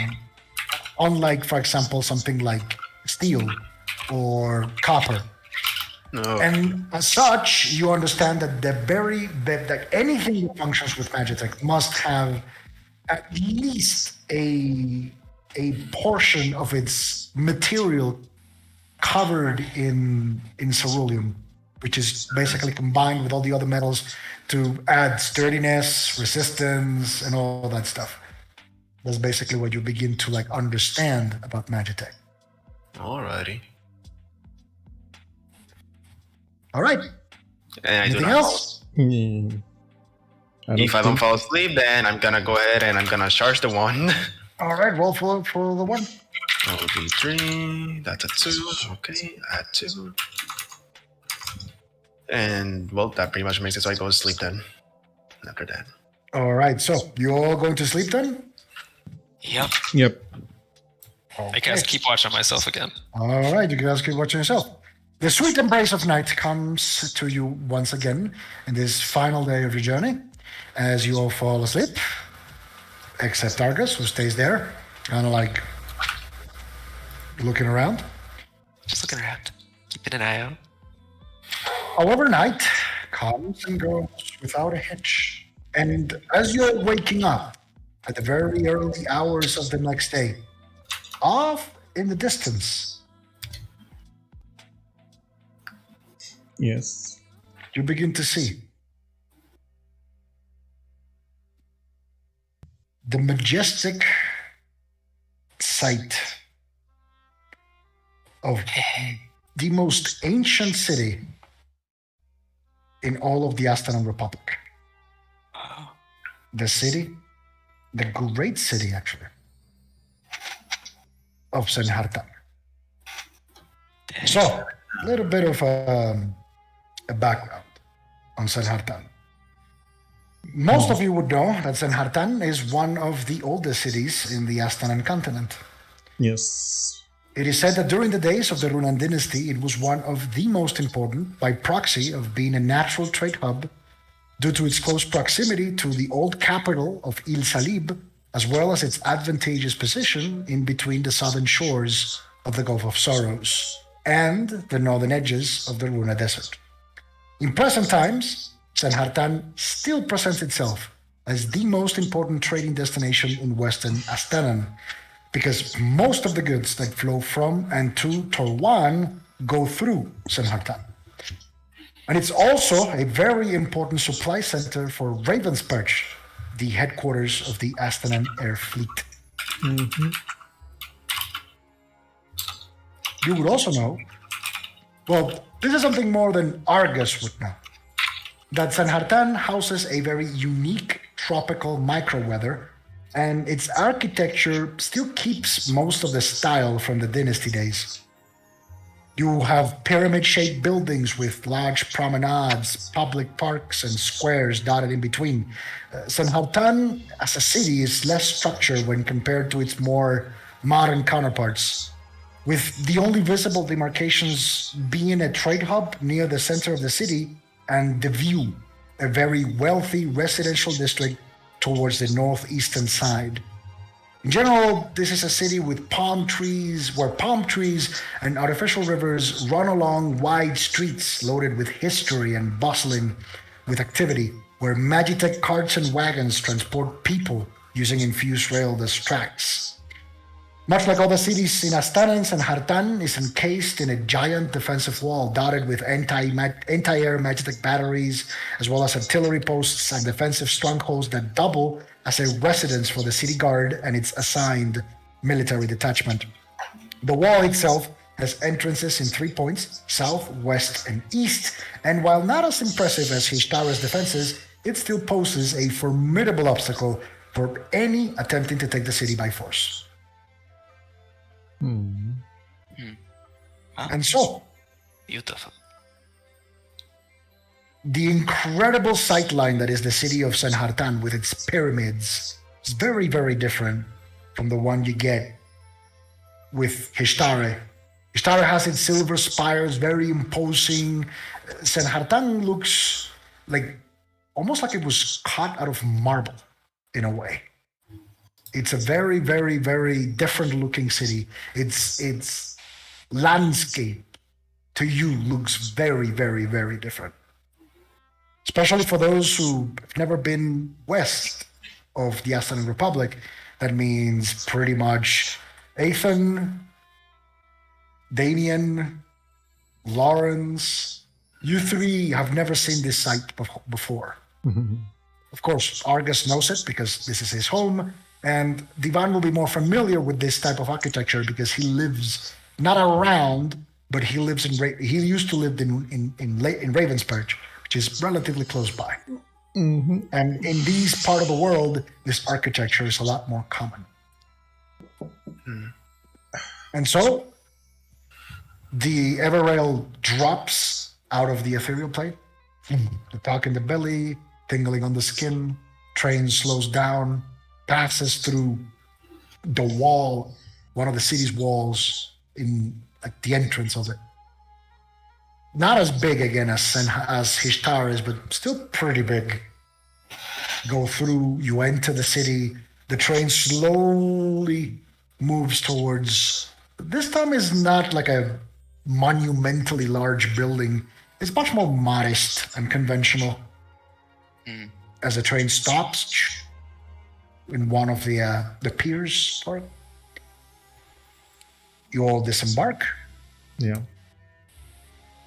And before you, the city of Senhartan. Gentlemen, what do you do? Go to the inn. It feels so good to be here. It's been forever.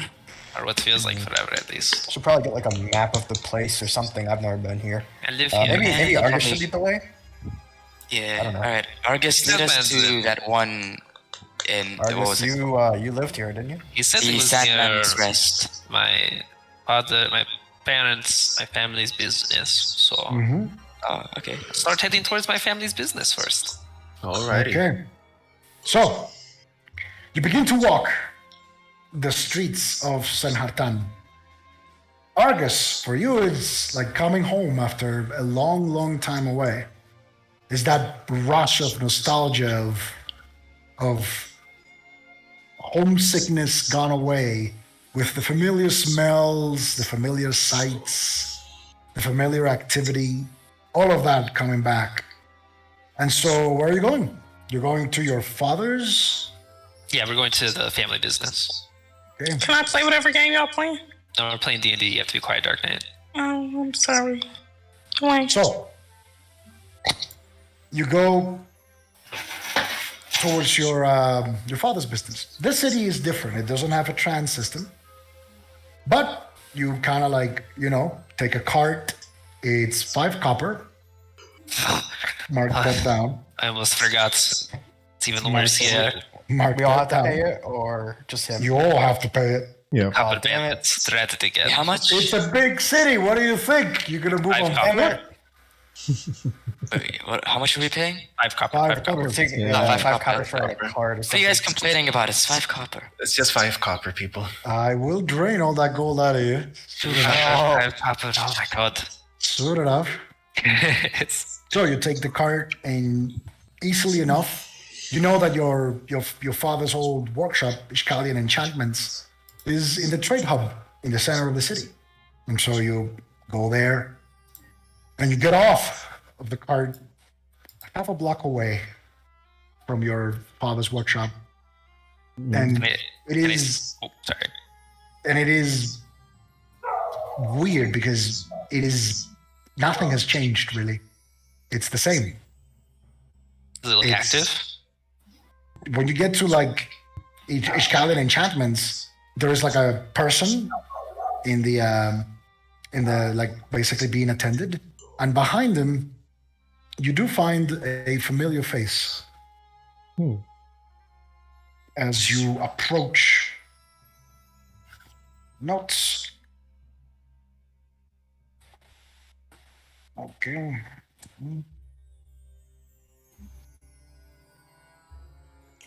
So, you do see a familiar face of Morgan. He is an old lizard man that used to serve in your father's workshop a long time ago, back when everything was normal. And as this person is basically finishing up their business with the shop, and they walk away, he looks at you, and his eyes, as basically lizard-like as they are, they open very fucking wide as he's looking, as almost as if he were looking at a ghost. That's. I just. Morgan, is that you? Master Ishkal, Oh my gosh. It's been so long. we thought you were dead. I it's kind of a long story. How is the business? What's going on?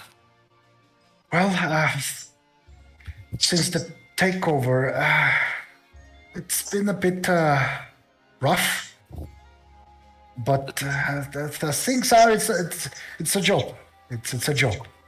The takeover. They took it over. Yes, they did. You know, I mean, your father turned out he had a huge debt with, well, those folks, and Oh, jeez. Are you the one running the shop, or is it? I am merely an administrator. I am not running the shop. It's just activities as normal, but, well, the salaries are worse, and, well, I have quotas now, so, you know. What? Jeez. I'm guessing the person who runs the shop isn't here. No. I mean, Of course not. if you're referring to Corvas, no, he's not here. Corvus is his name. I mean, Corvas was the one who, well, your father eventually became indebted too, so. I didn't know much about the death or really much until after they died. I know. Your father was very adamant of keeping that out of the daily dealings, in a way. Yeah. We're gonna be staying nearby in the Sandman's Rest. Oh, really? Yeah. Oh, I don't remember exactly where it is. Are you free right now? Can you? not exactly. It's just a couple blocks, and it points at the direction. That way, it has a sign. It's easy to find. You won't get lost. Okay. I was wondering, Master Ishkal. Yes. I mean, if you would like to see it, you know, your father's, the place where he, you know, was last alive. Not right now. No. I'm maybe some other time. Okay, understandable. It was good seeing you, Morgan. I give him a Yeah, hug. it was, and he basically hugs you back, kind of like a bit shaky, kind of like he cannot still believe you're in front of him. Yes. He looks at you. Quiet. Don't tell anybody else who saw me. Of course not, Master. That is beyond asking. Absolutely. Thank you. Take care of yourself. Hopefully Yes. see you some other time. You too. All right. Okay. I start heading towards the Sandman's Inn, or Sandman's Rest. Okay. So as you're walking into the Sandman's Rest, you hear a voice in your head. Boss, you alright? I've been better. I didn't think I'd see Morgan after all this time. Yeah. Kind of weird seeing the business still up and running, but You know, it is a business. that's true. It is. I don't know if you should have taken them on his offer. You know, it looks like you need some closure. Starting to regret it as well. I don't know. Just saying. It feels like now, as you stepped into this place, you needed all the closure. There's a lot more I have a lot to think about. I mean, I know you're thinking it right now. Yeah, that's true. That's true. Chris, before, thank you Yeah. so much for For what? just existing, I guess. Hey, I'm you. That's true. But it's been a long time since I've had somebody I could trust like you. You know like, me. Like myself, I guess. I don't. Exactly. Yeah. Thank you, Chris. It's okay. Anytime. And so you all head to the Sandman's Rest. Again, this is a very, very, very picturesque city. San Hartan is beautiful in its own way. It's got this aura of ancient stuff all around it.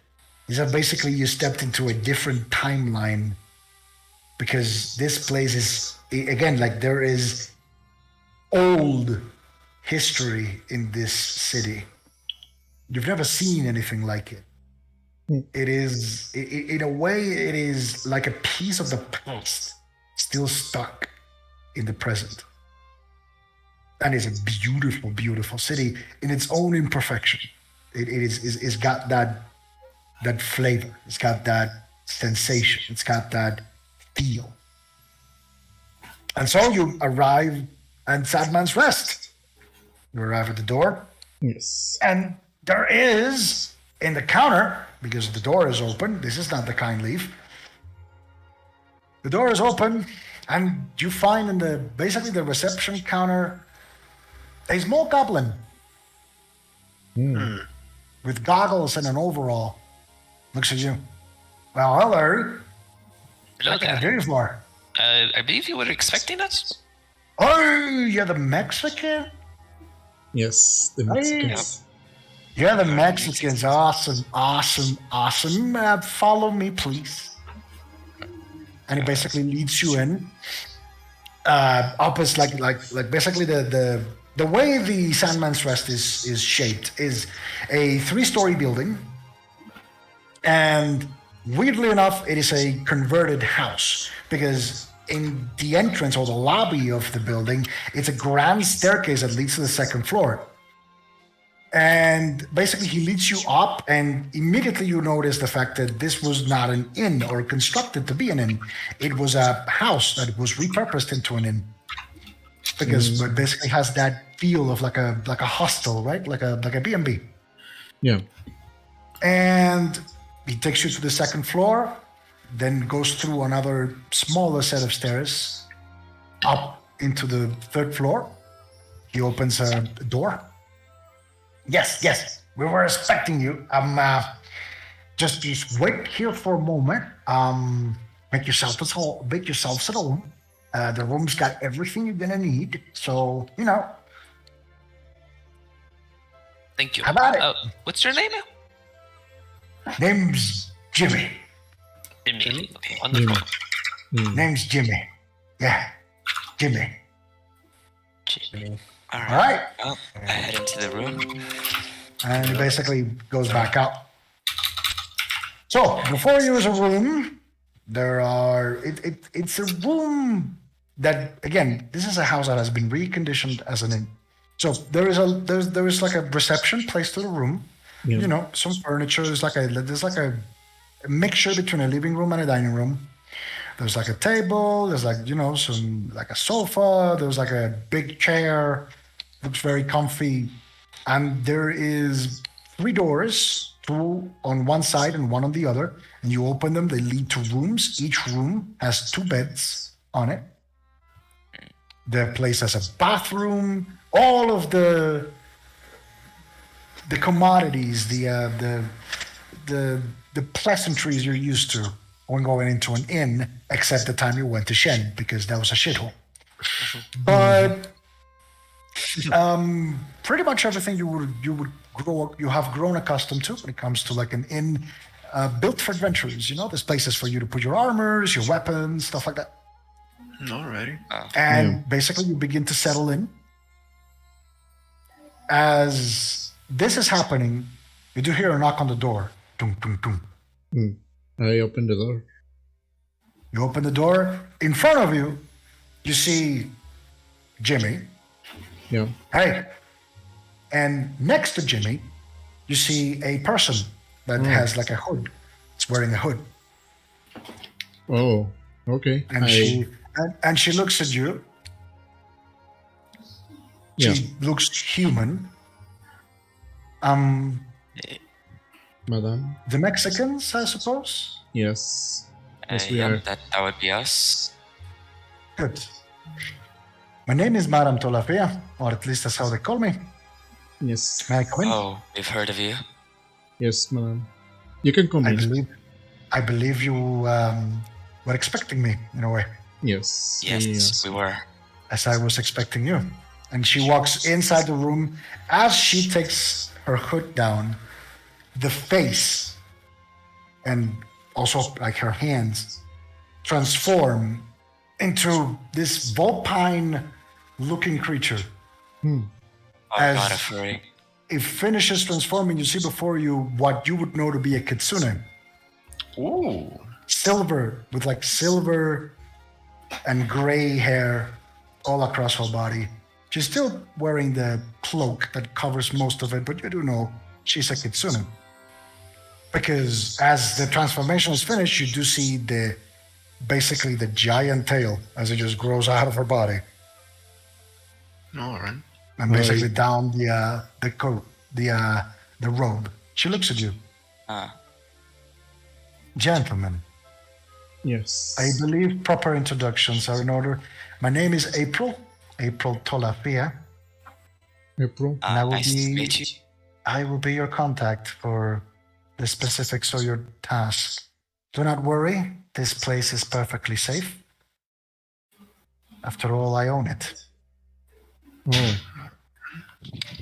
So, have you been informed of the nature of your visit here? we were we have given. Yeah, we were the To some basics. degree, we are to help you. And she basically just walks and sits in a chair. Please, feel yourselves at home. And she points at the living room, this living room / dining room space, which is like plenty of space for you to sit down in. Please. It is unpleasant to discuss business while, well, standing. I'm gonna sit down. As I sit down, I'm also gonna be charging the Expeditions retreats on the automail. Basically, she looks at Jerry. Would you be a sweetheart and get us some coffee, please? I Jerry go was and like, take a seat. "Yes, madam, at once." And then he goes out. So, I'm gonna stay standing. I'll take a seat. Sitting down. Yeah, I was Alright. sitting too. Yeah, I'm sitting. so, have you been informed of the nature of your mission here? The basics, but not really. We are to help you Yeah, we were Yes. just helping. with the lodge. Okay. So, the true nature of what you came here to do is, well, we are looking at a management change. There has been recent, as far as a couple years ago, events that have thrown a wrench into the normal dealings of the lodge. And we will seek to excise these troublesome members with a position of power. As it is, of course, more than obvious, we cannot do it with resources from within. And so we have basically come to the conclusion that in order for this to happen, there needs to be a third party, let's just say, doing the actual excision of these tumorous entities within our organization. In the spirit of full disclosure, I am a member of the lodge. I am actually what it is known as one of its executives. Okay. So, do you, any of you, and he looks at you, Argus, have a problem with that? I'm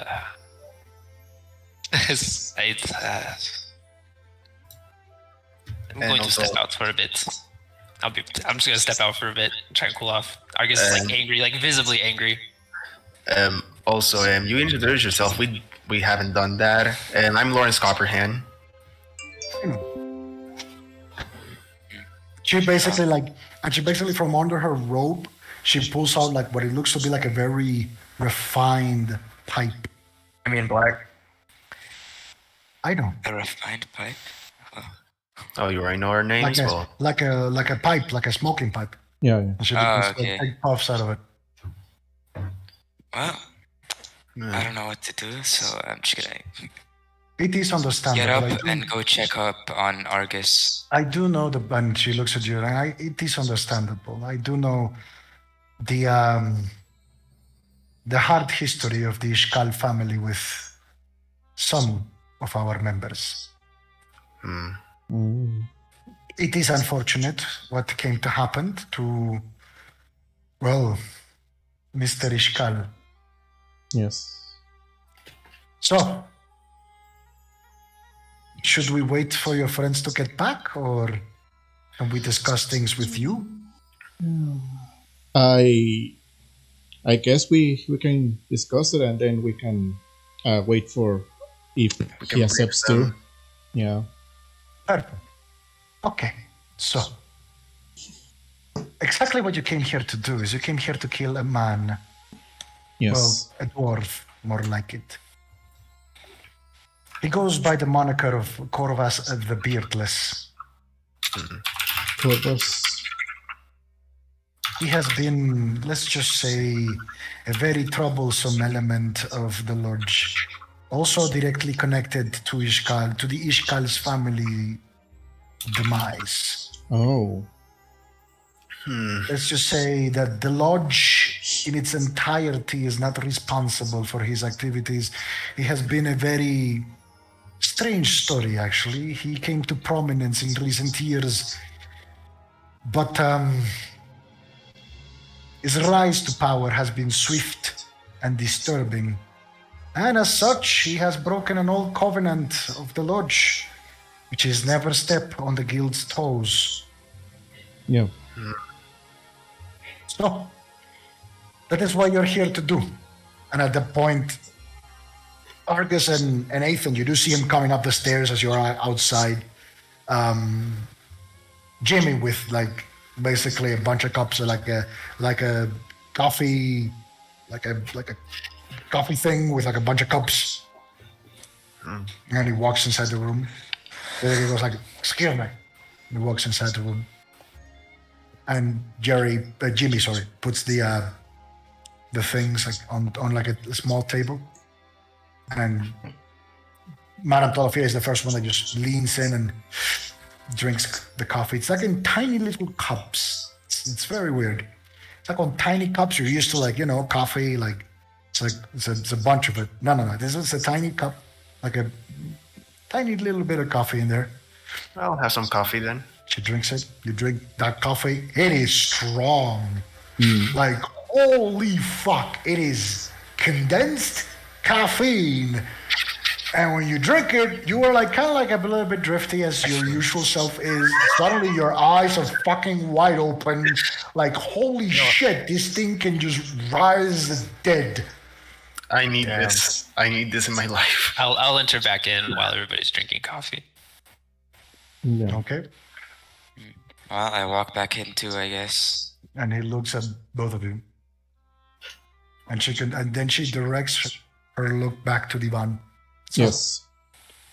however, it is not as easy as I point at the direction our friend the Beardless is hiding, and you do the job. Sadly, our friend has a penchant for, let's just say, getting out of sight at the right time. There has been some recent events where, let's just say, he happened to have a sort of relation with. And as such, he has gone into hiding. So, before we even attempt to take his head off his shoulders, we need to flush him out. Yeah. So what do you have in mind to flush him out? Good that you're all in agreement. I came here personally not to deliver the specifics of this job, and he points at Jimmy. Jimmy here will be doing the explanation. However, Alright. and she gets up from the chair. I came to, well, welcome you officially to San Hartani. Of course, utmost discretion is advised, so at least for the time being, if you can stay away from the retros, that will be much appreciated. At least, No problem. at least as you're doing this job, any, let's just say, any busybody asking the wrong things, which they shouldn't, but just in case, you simply say you've come here to visit, and that's it. Yeah. All right. Alright. I will leave you all in Jimmy's capable hands. And he looks at her. I absolutely. Jimmy, make sure they are well taken care of. Of course, ma'am.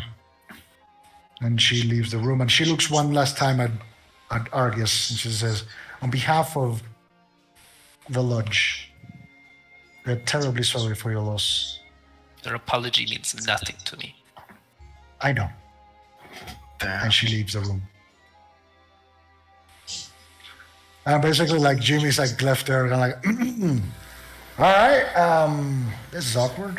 Okay, so, and he kind of like brings his hands together and rubs them.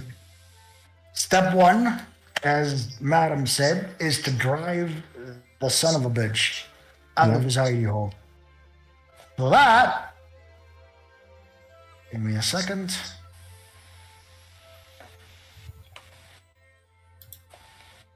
Ba-ba-ba-ba-ba-ba.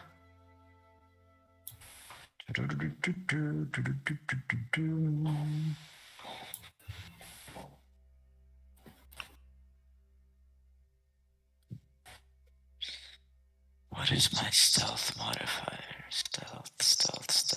+7. So, Yes. for that, we're gonna hit him where it hurts. You see, the motherfucker has got a little side hustle, and he basically slams what it looks to be a map on the table, right along the coffee. Yeah. So, the motherfucker has a site. You see, he rose to prominence because he basically built some stuff called Vendrian transmuters, right? Okay. These Vendrian transmuters are some heavy duty stuff. Like, none of that shit has ever been seen in our trade. They're very, very, very, very good. And so, you know, they give him a lot of basically clout within the thing. And, well, he now runs a significant portion of the lodge. However, in order for us to be able to bring him out of hiding, we need to hit him where he makes those darn things. And for that, we need to blow that place up. All right? Oh. Okay. So, your first job, in order to bring him out of hiding, is to blow up his Vendrian transmuter factory. And he basically points at the map that you're seeing right now. This is it. Yes. This is his factory. It's masquerading on the surface as a cerulean dig site a couple days on the desert, you know? That shit's a couple days over there in the desert, and what we're going to do, well, what you are going to do, I'm not, you are, is basically just blow it the fuck up. Okay. How are you going to blow it the fuck up? We will be providing some high-end cerulean explosives. This is some military grade shit. I don't have any idea how we were able to get them, but we got them. Now, these explosives are the shit. Remotely detonated, and he basically points at the 3 markings you see on the map. When placing those specific points, it's going to basically create an overload in the main cerulean pipe on the goddamn thing because, you know, it's masquerading as a cerulean dig site. Yeah. So if you overload the main pipe, the whole thing just blows the hell up. It's gonna make it look like an accident, mind you, but it's enough to get the job done. You're gonna blow that up, and since when that shit goes up in flames, that's gonna bring our little man or dwarf Horvus out because is a the whole thing about the lodge is very clout and reputation based, you see. And well, when something like this big happens, this is gonna flush himself out because he want to assert his dominance and ease the minds of the people that support him in a way. Yeah. So this is the first job you're gonna be doing. I want you to take a look at this map, and I want you to tell me, what do you see? Many levels. Well, it has 3 levels. Yeah. Wait, what does that dock connect to? Well, that dock connects to basically nowhere. The sands, really. The sands? That basically is a depiction of what we like to call a sand crawler. I We use it to smuggle shit. You see, it goes beneath the sands. It's a beauty. It's basically something we use to smuggle stuff. Okay. However, we will not be entering from below. No. We'll be entering from above. Yeah, it would be impossible. Well, we know you will be masking yourselves as basically a supply crew. You just arrived with some supplies from the city. You're gonna drop them supplies. You're gonna infiltrate this place, disguised as supply workers. Alrighty. And you're gonna carefully place the bombs in these 3 specific locations. Yeah. And you're gonna blow the fuck up. You're gonna come out back outside, and you just gonna detonate them remotely, and caboose. In and out, no sweat. Alright. We can use the crawler to take out. Leave the place to the explosion. No. How heavily guarded is it? What? How heavily guarded is it? It's masquerading as a cerulean dig site. It is guarded, but not incredibly heavily. Alrighty. Again, it's got a mask as a casual operation beneath the ground. What you will see is essentially the ins and outs of a cerulean plant. However, the true business goes down here, Yeah. in the dig site. Like over here at level 3, basically in this particular room, that's where they, make this stuff. I see. The rest of the plant is just business as usual. It's just a cerulean dig site. It's legit. It's masquerading because, that shit don't make money. Because it's so an inefficient operation, just to make a fucking cent. But it's a legit cerulean operation. Yeah. Is everybody in the plants working for the lodge, or Everybody that's working in that plant is expendable, if that's what you're asking. okay? Alright. You said we're wearing what do you call it, like disguises or something as a supply crew. So what do we do if we are caught? Well, you get on call.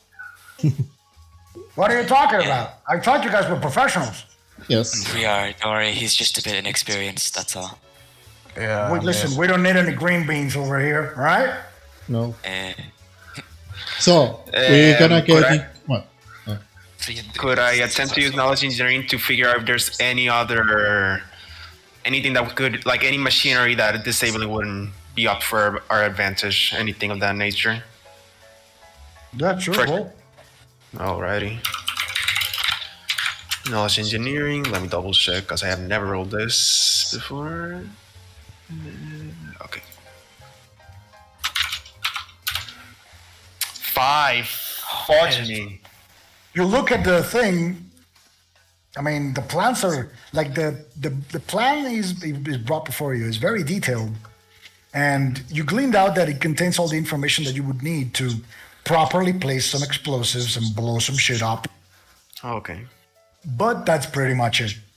You basically, from looking at this, you don't gleam into the security of the place. whether or not they have like mechanisms inside that will allow you to, ease your job in it or anything. Okay. You just who is running the place while Corvus is gone? running the place where Corvus is gone. I mean, the crew that's in the place. All right, but they must have somebody that oversees them, right? I mean, you mean a foreman? Yeah, they have a foreman. They work on a rotating shift, just like everyone else. Okay. I'm wondering, where do they keep the ceruleum though? In the third floor? The ceruleum? No, the ceruleum. Then he basically points at the ground floor. Is being processed up here. However, they pump it through here to the 2 other levels. Give me a second. Yeah. They pump it. Let me go back into select mode. Okay. So they basically just pump it into like level 2 and level 1 and level 2, where they actually do the processing. This is a ceruleum dig site, so it comes with a ceruleum processing plant.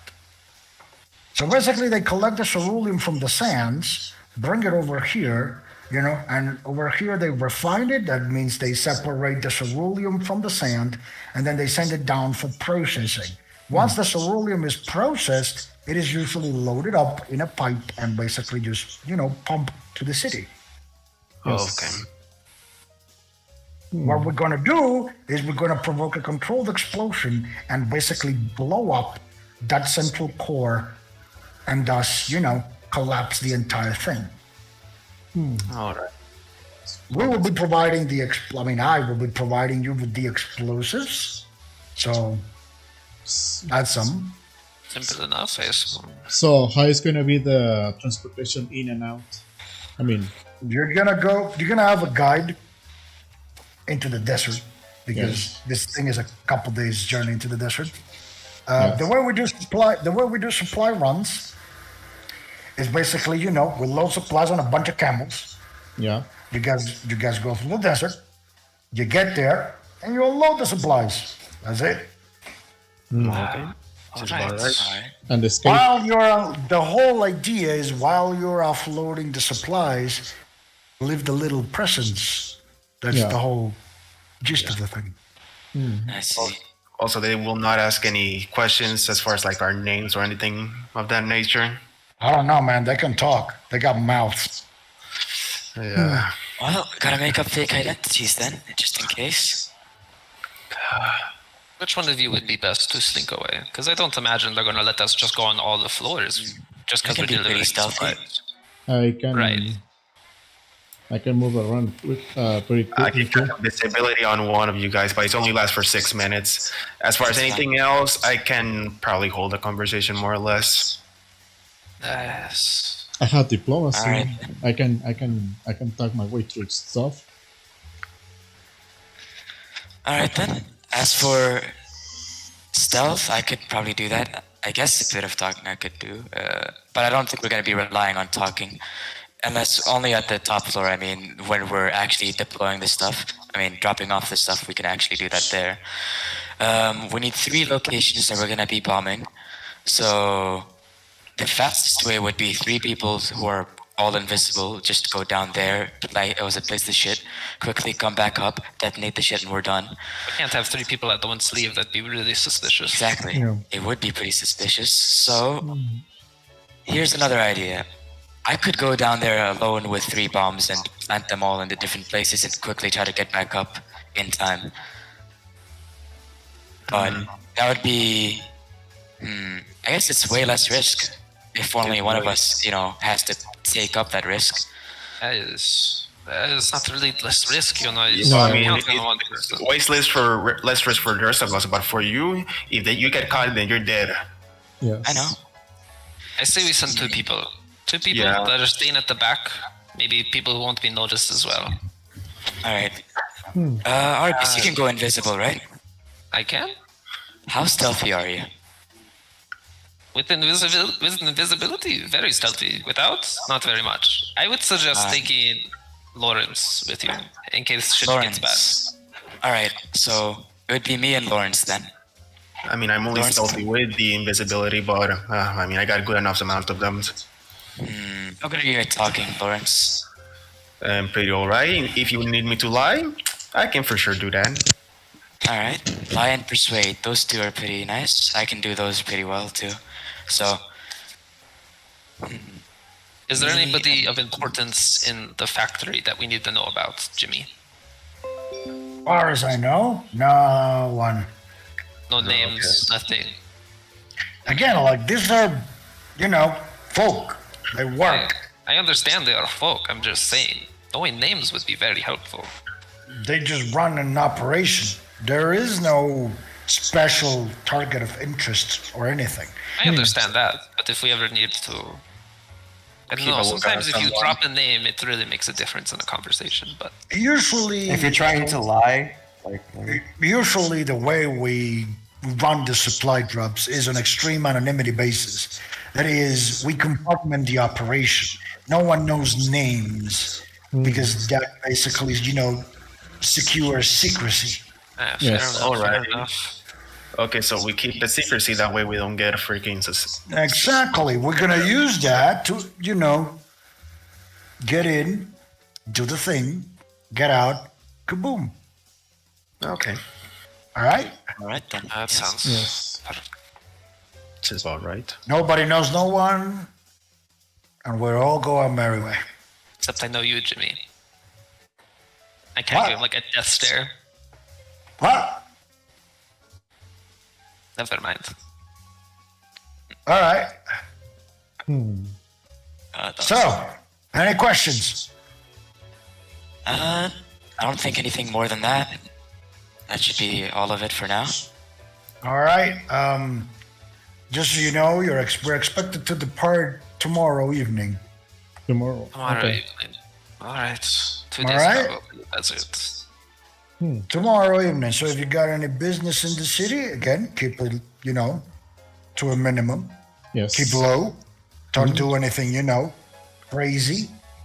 And for the rest, anything else you need, So, just say it. where are we gonna go to depart to the? To what location? What?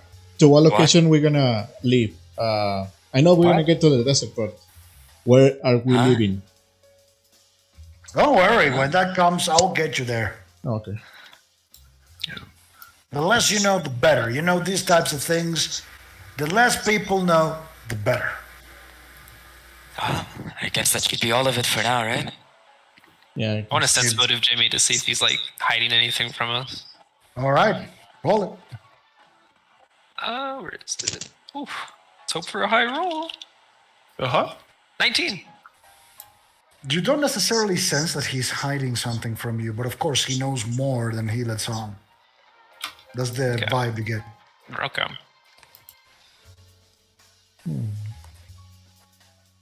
Okay. Anyway. Oh, anything else? I guess no, not. no. That should be it. Yes. All right. Well, I'll we'll see leave you when to the it day then. comes, I guess. And he leaves the room. At this point, once you're being left alone, of course he takes the thing with him. He doesn't Yes. leave you with it. All right then. We've come up with Wait, hold on, Jimmy. something No. akin. Leave the map for the night at least.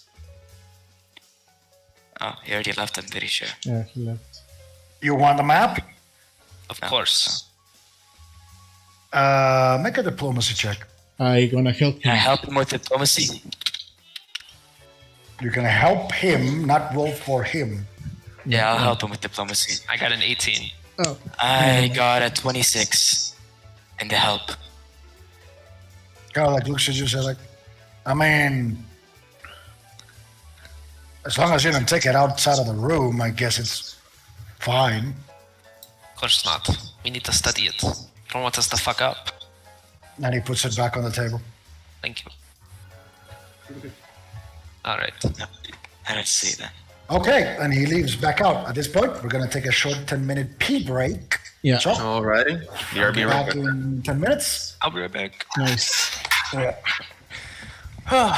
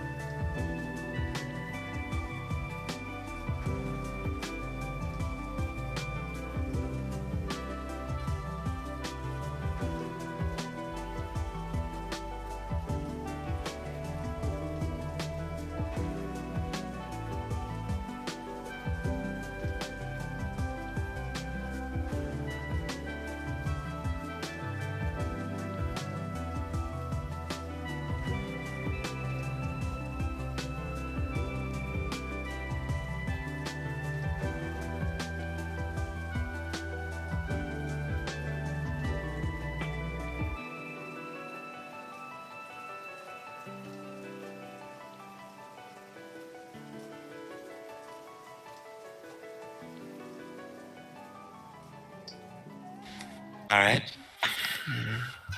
Yeah. I guess that all happened in game. I was planning. What do you do? I'm gonna ask Argus if he knows any blacksmiths around nearby that are trustworthy. I mean, I know a few blacksmiths, but I don't know. I wouldn't really recommend going to any of them right now. Yeah. It wouldn't Stay be in the wise. room for now.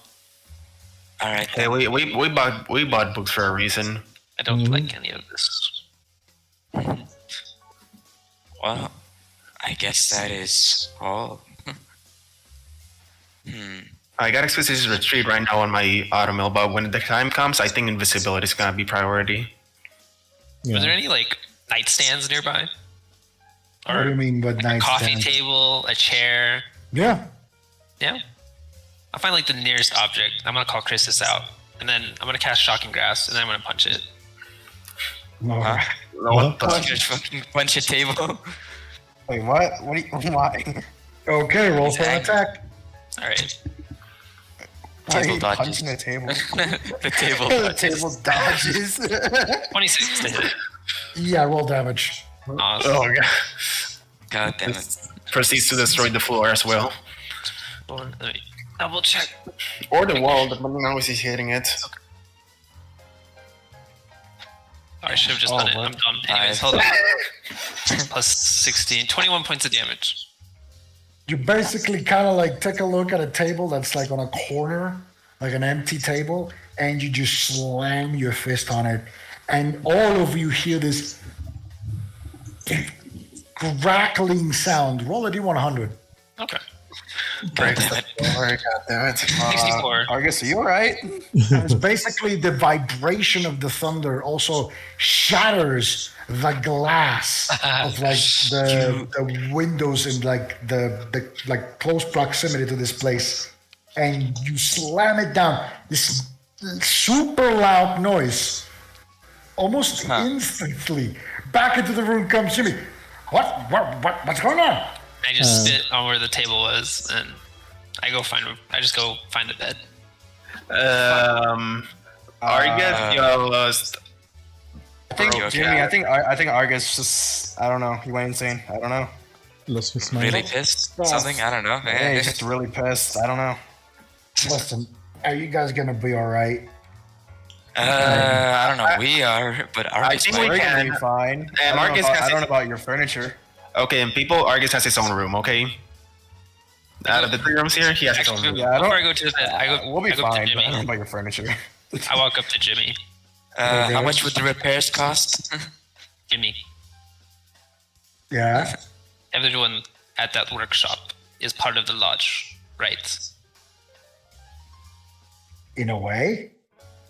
Are they part of the lodge? Yeah. Okay. Thank you, Jimmy. Argus, Yeah, is there we'll find the something that we have nearest to worry about? Jim at this point is like looking around like, what the fuck is wrong with this guy? Damien's just like, what the fuck is wrong with this guy too as well? Like, what? Now I'm freaking worried now. I'll have someone fix the mess, I guess. I'm just saying he did that on his own. Like, I don't know. It's just really sudden.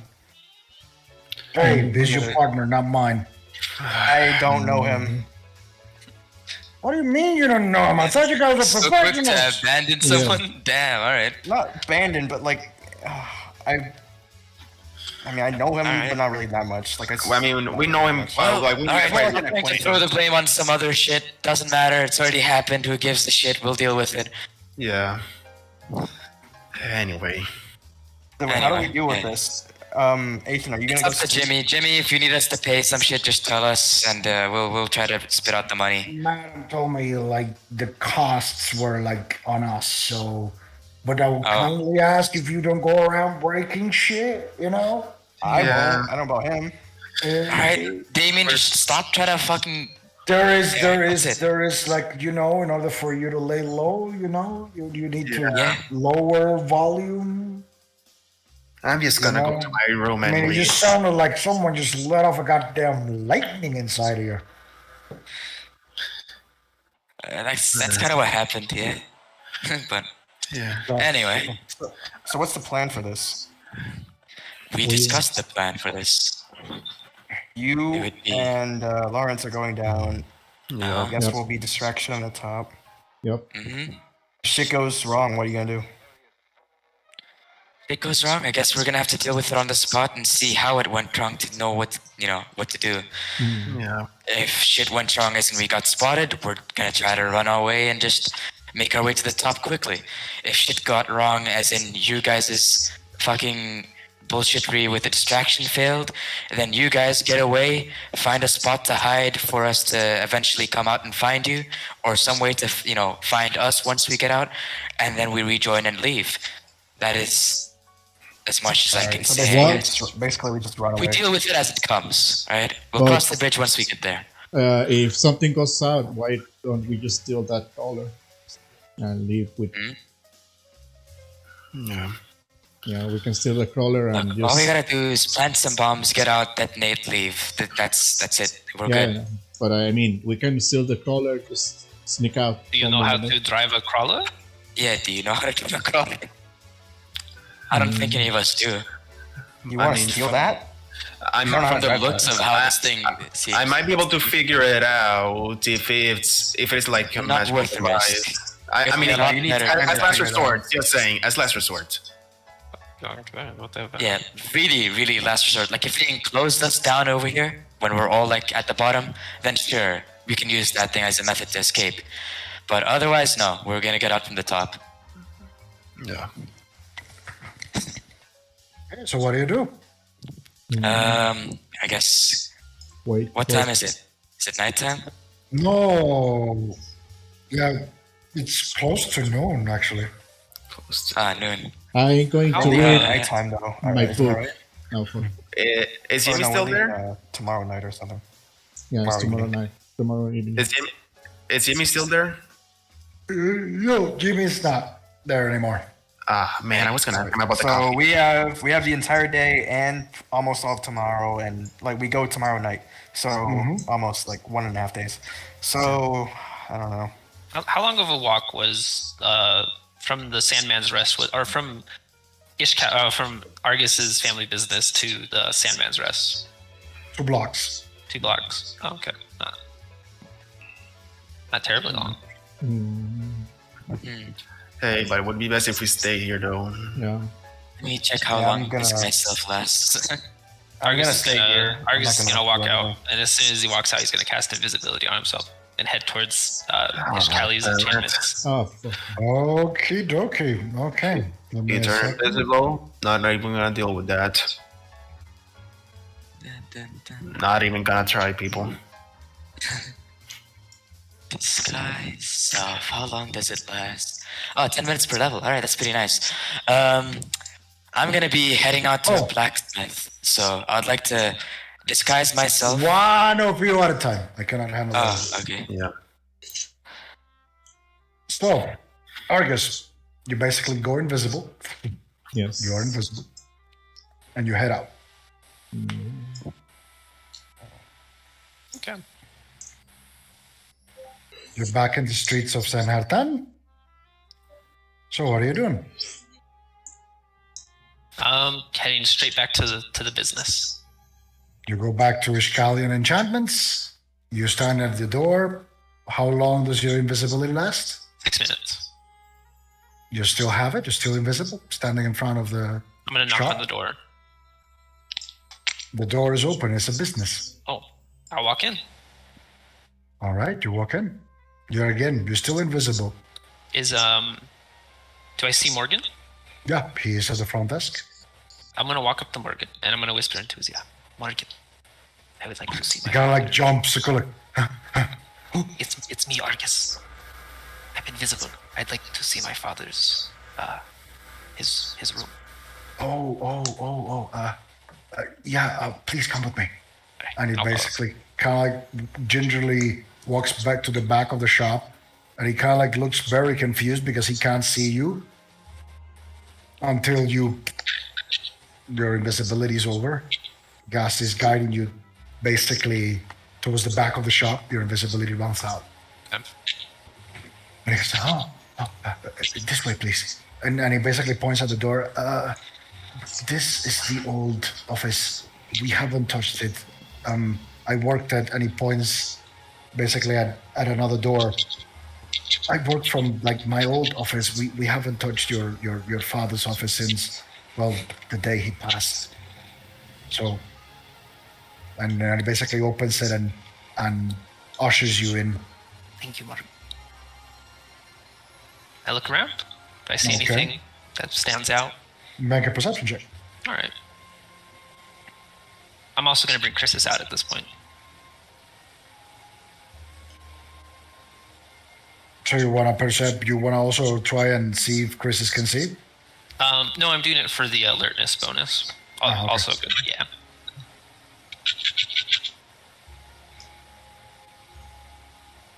$29. All right. So you look around. The office looks like someone went through it. Like it's again like this office has been vacated for over a year, so it's dusty and basically just left alone pretty much. You do recall like all of the memories of you coming here and talking to your father. All that stuff comes rushing back as you look. The office is exactly as the last time you saw it. You know, there's like a desk towards the end of the office facing a window that looks into like the backyard of like Ishkalian enchantments. There's like a bunch of scrolls thrown everywhere. There's like books on shelves, all dusty and stuff, but still intact. I'm gonna walk over to the desk. Oh, sorry. You basically as you wander around the room, you pick up the whole environment and you fixate yourself on the desk and basically just shuffling around, you instinctively find like a sort of switch inside one of the drawers. As you open them, again, they have like office supplies and plans and all of this stuff, and you find a switch of sorts. Okay. As you're basically going around. I flick the switch. You flick the switch, you hear it.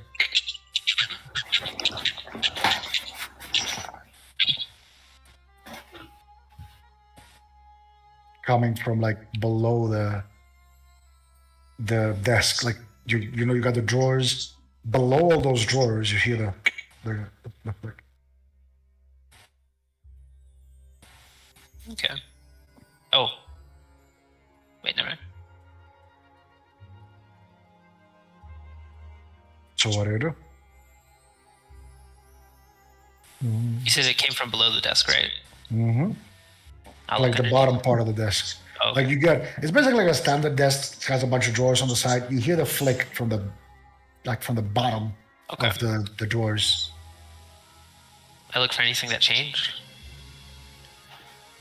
You basically look and you don't see anything that changed, but you do feel that. And you open up the last drawer, and you do notice that when you open the last drawer, and you kind of like look about, there is like a small height difference in between the thing you opened and the thing actually inside. The space inside. Oh. Do I see anything inside? You do see, what you do see is a bunch of office supplies. I'll move around the office supplies and see if I can find anything of The interest. second you touch the office supplies, you feel that the bottom part has come loose. As in, you can move it. I'll move it. You basically move it out. Beneath it, like basically when you pull that part out of with the office supplies, you do see that there is a bag with stuff, and there is a small letter contained, like basically wrapped around the bag. I'll grab the letter and I'll open it. Okay. So Basically, grab the letter.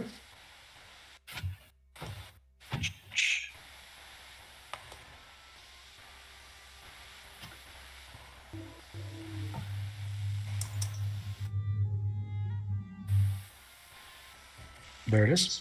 Oh, hell yeah.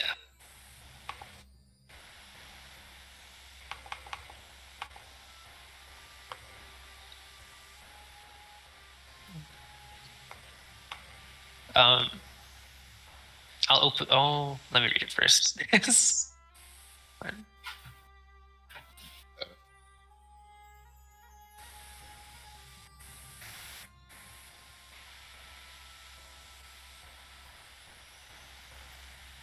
For all of you wondering, he's reading an actual letter. Yeah. Oh, okay. Oh, is that why he's actually silent? Yep. He's actually reading a letter. Sus. Sus. Sus, sus, sus. Super double sus.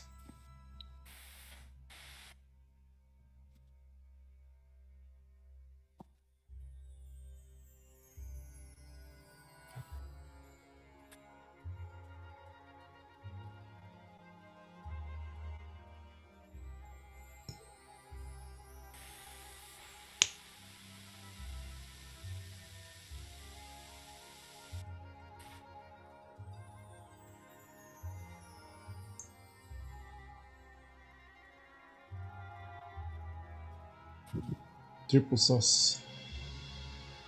It's a long letter. Oh yeah. Yeah. It's an actual letter. Oh.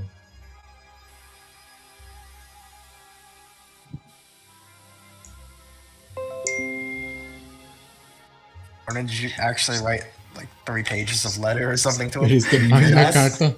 Not 3 pages, but I think it's like a page and a little bit more. Page and a Oh. half. Damn. Damn, that's a long Damn. letter. All right. Wrote a book. Wrote a book. Yeah. The Legend of Istari. No, what was it called? What is his family And name? I forget. Arpa. The tear kind of falls down Argus's face, and he grabs the bag. And I look around once more to see if I see anything else. You kind of like touch under the table in that same portion, and you do feel a cane lodged upwards, almost like you open the drawer and like on that false bottom, like beneath the false bottom, there's like you do feel it. You do feel the touch of the cane. Oh, I grab it. You take the cane out. You do see it. You hear a voice in your head. Boss, Yes. that thing, do you know what it is? I have an idea. I think it's a bit more. It is designed to be compatible with your ether. Ether. Like, Yeah, it's designed to be basically like only you can use it. You Can I try and focus some magic into it? Maybe like an Focus- arcane point? you focus on magic into it, like an arcane. You mean like an arcane focus? Yeah. You focus on magic into it. The cane absorbs your magical energy, but it doesn't hold it. It absorbs your magical energy. That's it. However, Chris goes like, I have an idea. An And idea. you do feel in your back this uncomfortable sensation as basically something is just pulling out of your back, and you sense the tingling as the scolopendra that is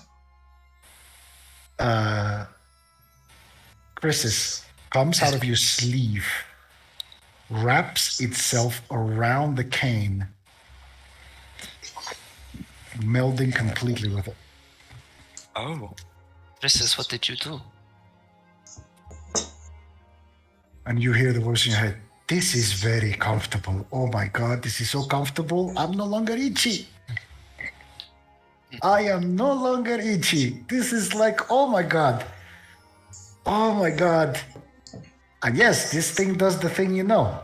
It's very good at it, by the way. What? Woof. Oh my. And wait, but did you? It fits inside of you? I am inside of it, in a Yeah. way. That is very weird and And kind of you, gross. and you basically sense as if Chris was stretching. Like you have the feeling in your head that Chris is stretching, basically. Like that sensation that you when you stretch, Yeah. it comes to your head without you actually stretching. So Oh. you immediately make the connection of Chris's stretches. Okay. Glad you like it, but how it is? We can use it? I mean, if you're attuned to it, Oh, how do we do that? I don't know, focus or something. I don't know. Okay, I'll try, Attuned to it. I'll try focusing on it. You focus on it, and when you focus on it, now that Chris is inside, you feel the cane, the texture of the cane suddenly changes. It very, very quickly wraps around your arm and it forms the arm that is Chris's. Oh. So it's a part of us now. It's Yes, exactly. It has our ether in it. I don't know how your father was able to do it, but I mean, he was really good at what he did. oh yeah. Because no one makes this. I can guarantee you that. And you see also automatically as the arm comes out of the cane, immediately forms back in your hand. It's very fast, real fast. But Wow. you see the cane forming up again in your hand. Oh my goodness. And towards the top of the cane, you do see that at first it had this nondescript shape, like a regular cane with a couple of jewels attached to them. And basically what you see now is a shape that resembles some sort of beast, but it's not one you would know. And you see, basically, as those two jewels that were encrusted are now divided into smaller versions of themselves, 6 on each side. As the part where you basically lay your hand is a little bit bigger so that your hand fits better in it. Okay. This is amazing. So, Morgan, thank you so much. Morgan from the outside. Yes, you're welcome. Is Are there you a gonna way- stay much longer? No. I can go now. Okay. And I'll try and stealthily head back to the Sandman's rest. Make a stealth check. Okay. Oh fuck! I should put Chris's away. Nah, I'm not gonna put Chris's away.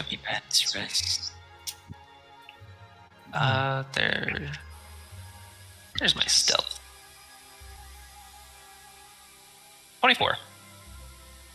You go out, Morgan kind of sees you, and again, both of you, without like talking much, go back outside. And he kind of like goes behind the desk, kind of like looks around and signals you to come out. And you go outside. The street is not empty, but nobody's looking at you or anything. You walk out of the store, you return to the Sandman's Rest. I'll head back to my room. You head back to your room, nobody sees anything. Like you don't see anyone, like you don't see Jimmy, no one. You head No. back to your room and you're walking and everybody's sitting there and you just walked in. All right. Nice. You also Argus very mysteriously walking with his hood on. Argus. I guess I don't even have to ask. You don't. Argus, remember that blacksmith shit they asked you about earlier? Yes, I do remember. Could you name like the closest, and also tell me the direction of the closest blacksmith to here? Oh, that would be who would it be, Rodin? The Closest blacksmith to where you are, I mean, there's a lot of them. You're in the trade quarter, after all. You're in like basically the center of the city, which is a trade hub.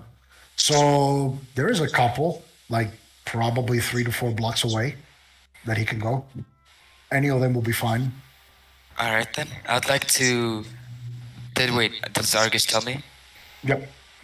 All right, nice. I mean, I'd depends like on time. to. Okay. So Dino. Oh, I'm sorry. I completely blanked out. What was it again? Are you like- fine with me? Are you gonna tell me where the thing is? Cause like I guess blacksmith. Where was the thing again, Ronan? There's like a couple nearby that he can go. Okay. Yes. There's a couple nearby you can go. There's one like 2 blocks down that way to the north. 3 to 4 blocks. 3 to 4 blocks down that way to the north. To the whichever direction. I'm sorry. I'm sorry, Ethan. Yeah, it's fine. So 3 to 4 blocks down that direction, right? All right, I'll go there. Not that direction. Yeah. Stay safe. So now before I head out, I'm gonna use disguise self on myself to Okay. change how I look.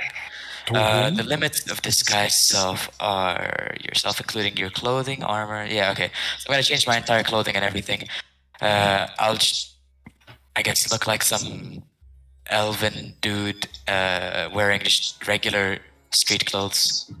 Okay. Then I'm gonna go head to that blacksmith and walk in. Greet the guy. Was it if there's a guy inside there, or if whoever the guy. is inside there? All right, nice. I'd greet him. It's good afternoon, right? Yeah, because it's afternoon. Nice. All right, great. Good afternoon. What can I do? I came here looking for a type of weapon that I've been thinking about for a while that I couldn't figure out whether it exists or not, really. Not a magical weapon per se, more like a weapon designed to be able to deal lethal damage using its, how do I put it, by being able to hit precise points, but also hit with heavy slashes. So you want something that can pierce and slash. Not necessarily pierce, slash, but with precision somewhat akin to that of a rapier. So you're looking for a rapier. No. Rapier would be piercing. I'm not looking to pierce. I'm You're not for looking something to that- pierce. You're looking to slash. With something that akins to a rapier in terms of its slashing. slashing? I mean, akin to it within its pinpoint lethality and so on, Oh, but yes. something that could slash. Okay, I have something for you. And he basically pulls up the table a small sword, kind of like it's made out of a single piece with like the blade and the pommel of the sword being very well and like put together. It's like shows you this is a gladius. It shows it. Yes. This is a gladius. Look at the inventory. Yes. I mean, it's pretty much on the rapier's level of maneuverability and lightweightness. It's fast. It's precise. That is true. Quite fast and precise. But I don't think it matches up the heavy hitting side that I'm looking forward to. But you said you wanted something to hit like a rapier. Yeah, I want something that hits with the precision of a rapier, but with a bit more, I guess, heft to it than a rapier would have. I mean, I don't want to sound disrespectful, sir, but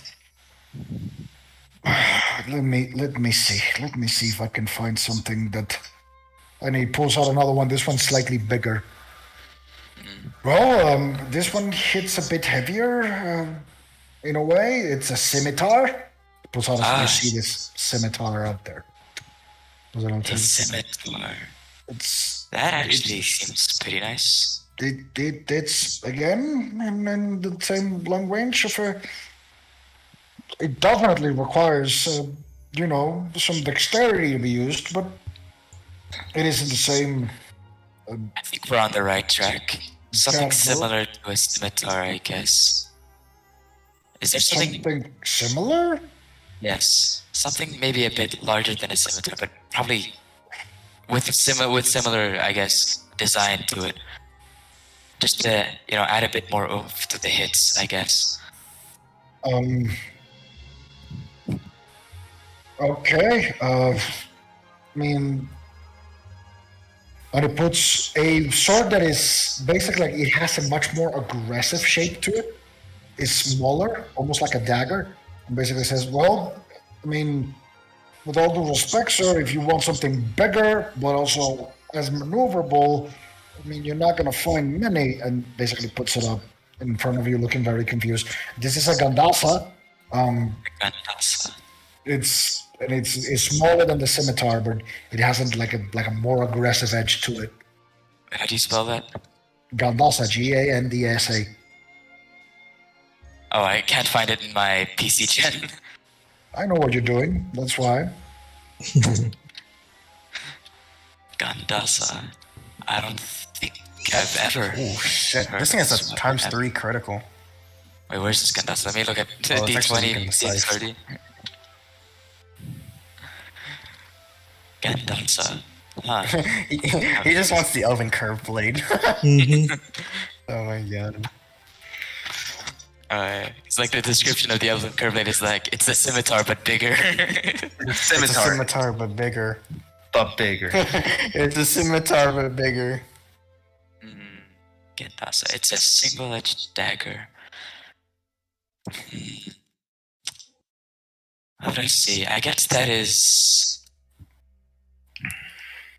kind of similar to what I'm looking for. Actually, hold on. Let me try to mimic its shape with magic. Are you fine with that? What now? I'll try to make the shape of the weapon that I'm thinking of using magic, and we'll see if you have anything similar to it. Is that fine with you? I can But he looks very confused. here. All right then. So I'll use get a shadow surge, and use it to make a sword that is similar, I guess, a bit in shape to a scimitar, but a bit longer and slightly thinner. As you do that, he is freaked out. Because you're literally bringing the shadow out of your body, forming a weapon. He's taken aback. Like, Wait, do I not roll for like making a weapon or something? Imagine keeping a low profile. you're making a bigger scimitar. You have a reference in front of you. Oh, okay. And he goes like, Yeah, so something like this. You have anything like that? let, oh my god, okay, let me see if I can find something like that. Okay, he is legit, like, Imagine. fuck is that? Wait, you're trying to keep a low profile, right? You're just scaring people. I did this myself. I look like some elven in Still street though. clothes. Some elf dude in Still street though. Scaring people. Profile. Not even a low profile problem. Yeah, This but guy's there's just only like, I probably don't only know one how to help person you, that man. Are you asking for drugs? Is that what you're asking for? Are you asking for drugs? Are you okay? Yes, I Are you want being drugs. abused It's like right now? a Is this a longer blade. sign? God. What the hell is a Gandasa anyways? I wish I hadn't. I looked at it. It's like a D6 with like ×3 No. multiplier. I mean like D20 PSRD doesn't have like a picture reference for that Ah. weapon like in real Let me life. just search Gandasa Look it and up see what I in can online. find. Oh, it's like a Oh. very tiny curved dagger. It's like a little machete. It's like a curved machete. Yeah. What weapon was that? The Elven one? I'm Gandasa. looking for an early elven curve blade, but Curved Gandasa is what that guy showed me. blade. Elven So curved he blade. comes back out with a curved blade. This one is curved forwards instead of backwards. Oh. This one's curved forwards and says, okay, this one is the closest Oh. thing I can get in terms of its complexion. This is a falcata. I've got that. I got that. Let me find something. I've got that. Cards are like primo. Some more. Oh, looking- that's a really good weapon. Shit. I don't think I'm proficient with this. Let me look.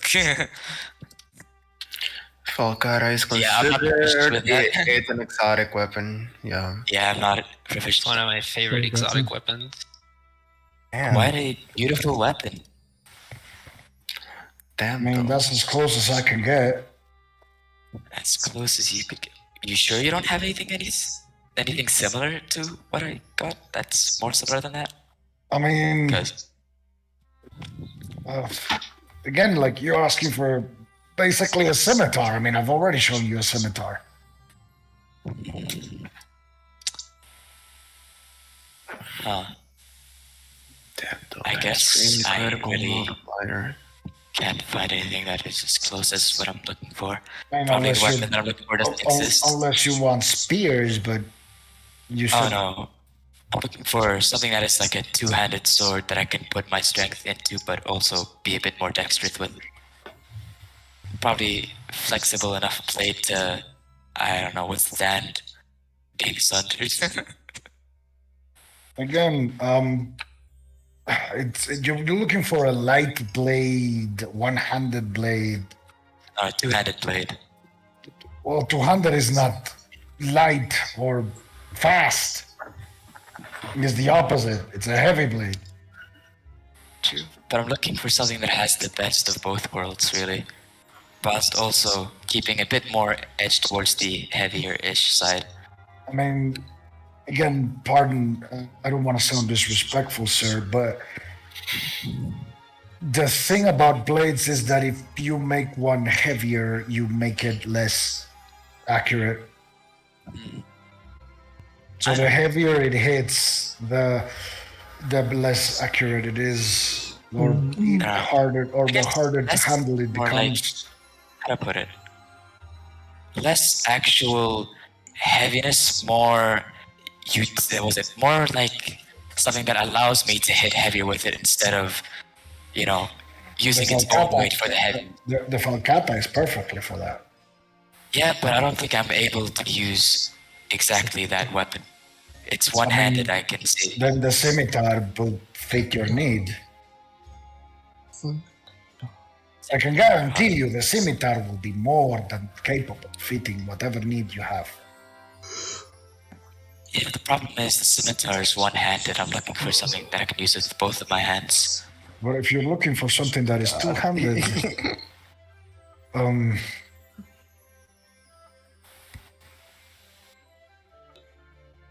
and he basically kind of like, give me a second, and he goes back to the shop, and he brings something back up, and basically like it's at first it looks like a one-handed blade with like a longer than usual grip, but then he grips it with two hands, and he literally like flicks something in the handle of the blade, and it opens up, creating this weird like mixture between a sword and a scythe.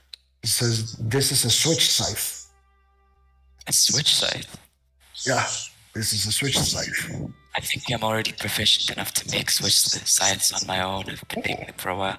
Well, not switch scythes, but what's the purpose of a switch scythe in contrast to a scythe, I guess? What's the difference? I guess hiding the blade, is that the purpose?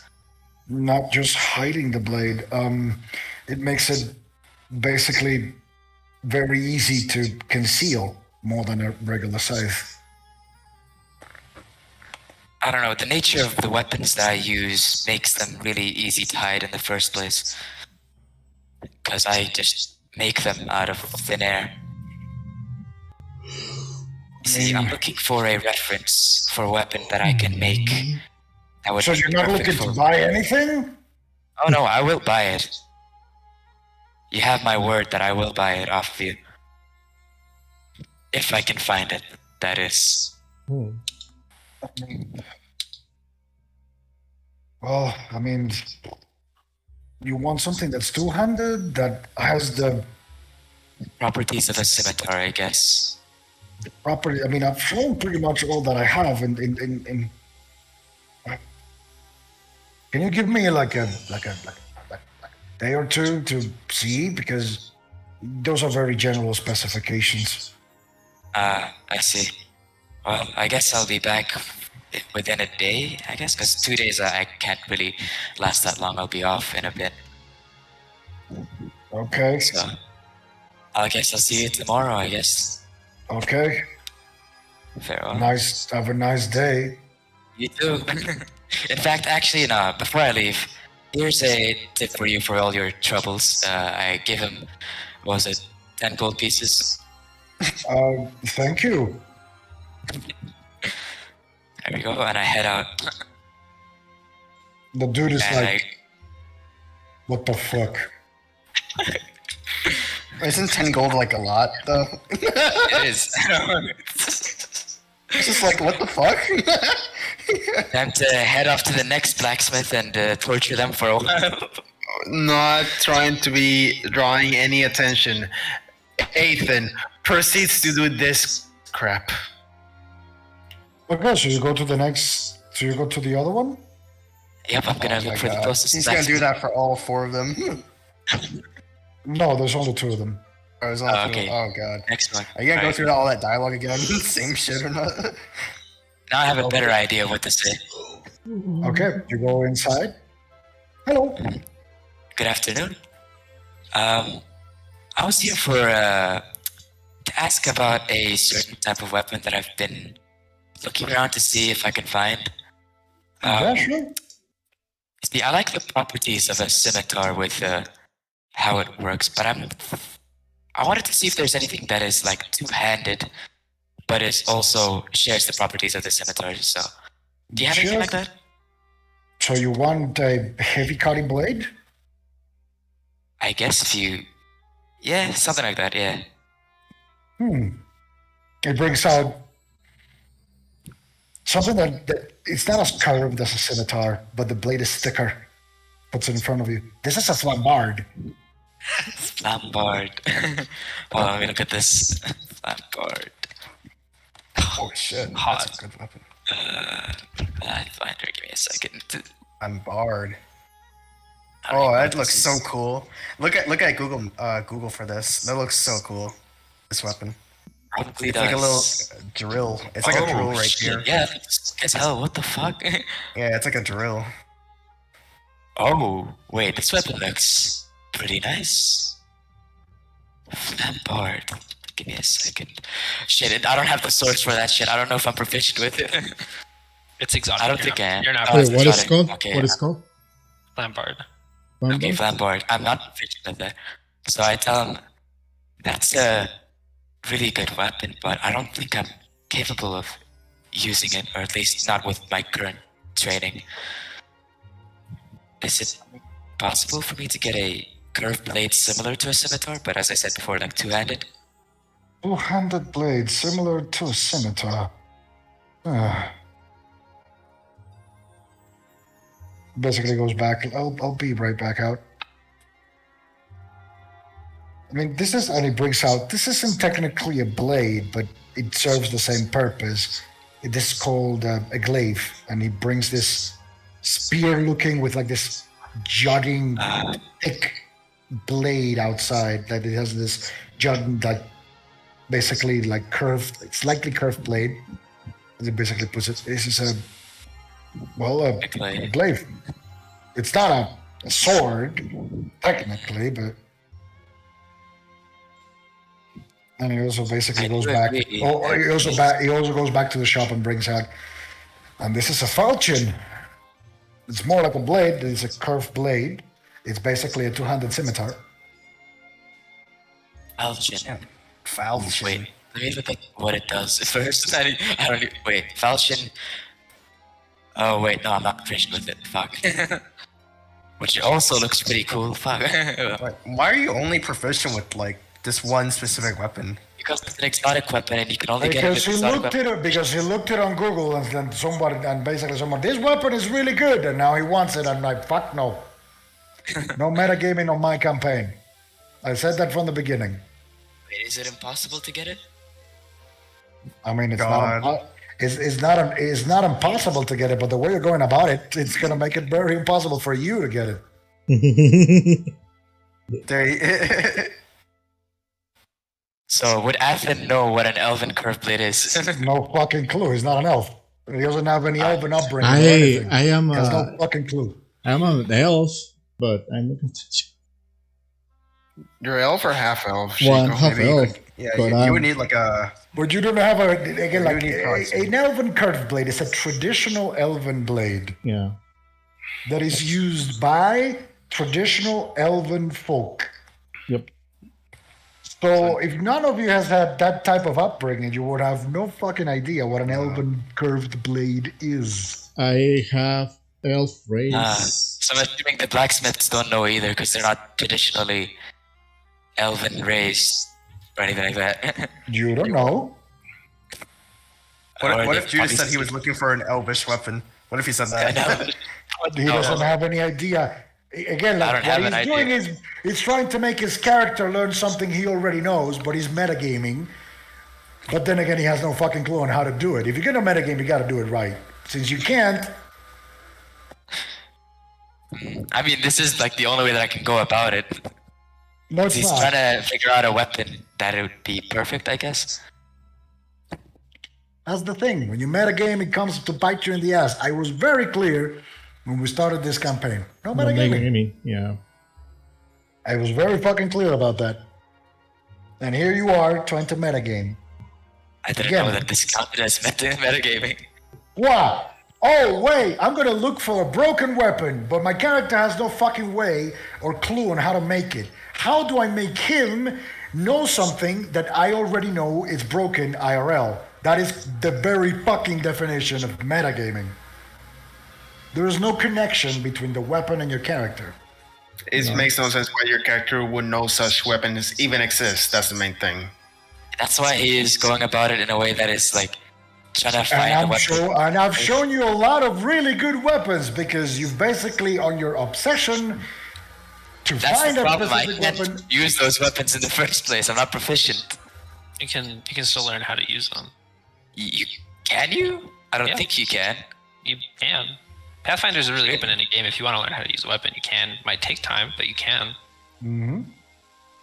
Wait, is it even okay? If it is possible, then I could try. Yeah. Like for instance, the rules for like getting there's like rules for Ronan getting rid of. showed you some really good weapons. Well, like actually. okay, but there are like specific rules on like how to like I don't want this feat anymore. There are like really specific rules for how to get rid of a feat and replace it with a different feat if you want to. Let's see. The falchion looks like a nice weapon. See that flambard though. That flambard was pretty nice. Flambard. I don't think I can learn how to use it. yeah, Yeah, flat it's exotic. was They're all nice. all the ones that he Yeah, showed they're all you exotic. are exotic. The best one out of all of them, in my Instead opinion, of getting that elven curse blade, you could have saved that feat for later. You could have done that. You could have even asked me, but you didn't. You try to go behind my back and metagame. I remember Again. asking you about the Elven Curve Blade at like level 3 or some shit. Again, and I told you the same thing I'm doing now. There's no way your character would know. If you know, if you would find a way to know, yeah, sure. But there is no way for your character to know. Again, like it's not that you cannot get the good stuff or the powerful stuff. It's that you need to work for it, man. It's not just I'm gonna get the fucking proficiency, and after that is You said that this weapon is like traditionally like elvish origin and all that, whatever. He would have to like speak to like an elvish like blacksmith or something like that. Like or just Something like that. come across elvish people. Yeah. I mean, as Yeah, or like just as come- soon yeah, as you you would have to do as soon as something he like that. understands like the blade he's looking for is elvish, he could start asking around blacksmiths, especially in like San Hartan, a major trade hub.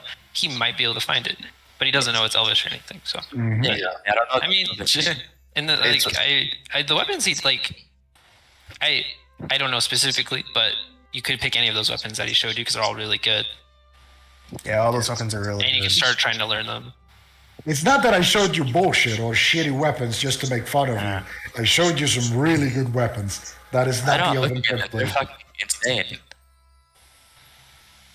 That is not the elven. It's not the elven curse blade.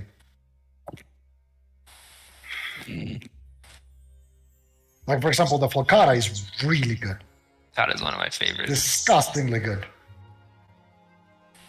Yeah, the What is falchion it? looks like it's the You could best be- option out of these. The Yeah, Falcata you could be basic. Falcata is really good. The Falchion is very conventional. The regular scimitar is really good too. Yeah, Could use a I great can't sword. use I can't use the great sword either. A great sword is really good too. Yeah, I'm just but gonna I stick with don't it. know how to use it. That's the thing. I'm You not can proficient learn. with it. Well, You can okay. learn, like, the anyone. difference with a great sword is you need martial proficiency, which you can get. You can get martial weapon proficiency. I mean, you can get exotic weapon proficiency for a specific weapon if you want. I have exotic for almost everything. Divan, your character, Checo, your character is a swashbuckler, aka they can wield any weapon pretty Yep. much. Hmm. Well, let's see here.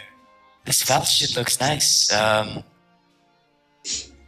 probably take it if I can't find the exact weapon. So, actually, do you have anything that is really similar to this falchion, except maybe just slightly heavier? Slightly heavier than a falchion. Shit. Just slightly heavier. God. Yep. God damn it. Slightly heavier than a falchion. But Okay. still a two-headed sword. Still a curved sword, but heavier than a falchion. Yep. Oh my freaking god. But I'm just gonna pull out. He's gonna pull out some other weapon. Sure, Mitch, I have something to do in 40 minutes. Hmm. He's gonna pull out some other weapon. He's not gonna give you Howling Curve Blade. I know. It's gonna pull out freaking Wanda out next thing you know. God damn it. Gandalf's are pretty cool. Give me a second over here. Ronan's like running out of ideas. What kind of curved blade alternatives can I throw this guy? Give me a second. Hey, this is not our blacksmith. He could just show us the one from the other blacksmith. Yeah, exactly. You show the same weapons. His armies are pretty cool too. Spears are pog. Gotta love a spear. Oh my god.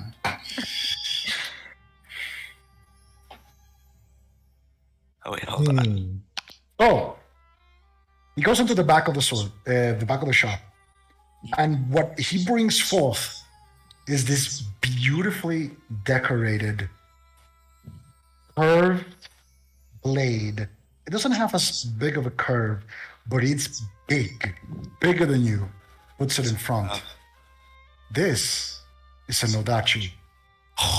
No, don't you? Oh my take it. freaking god. Oh, take it. Metagaming Bird says take it. Hey, people, this is metagaming right here, people, but god damn it. Are you guys done? No, we're still playing.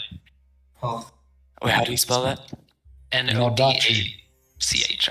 Nodachis. Wait, is that a sword? Wait, Yeah. is that a sword? Kind of. In real life, it's like a Japanese like Oh, giant. yeah, fucking it's a blade. fast-sided sword. Holy shit. Yo, Oh, wait, this looks like a type of weapon that I would like to use. god damn it, Edge. Hell In yeah. fact, how much would this be? Oh my god. This one in particular? Yep. Well, this one has been in the family for generations, really. Used to belong to my great grandfather. Brought it from the east, from Gladio. Oh shit.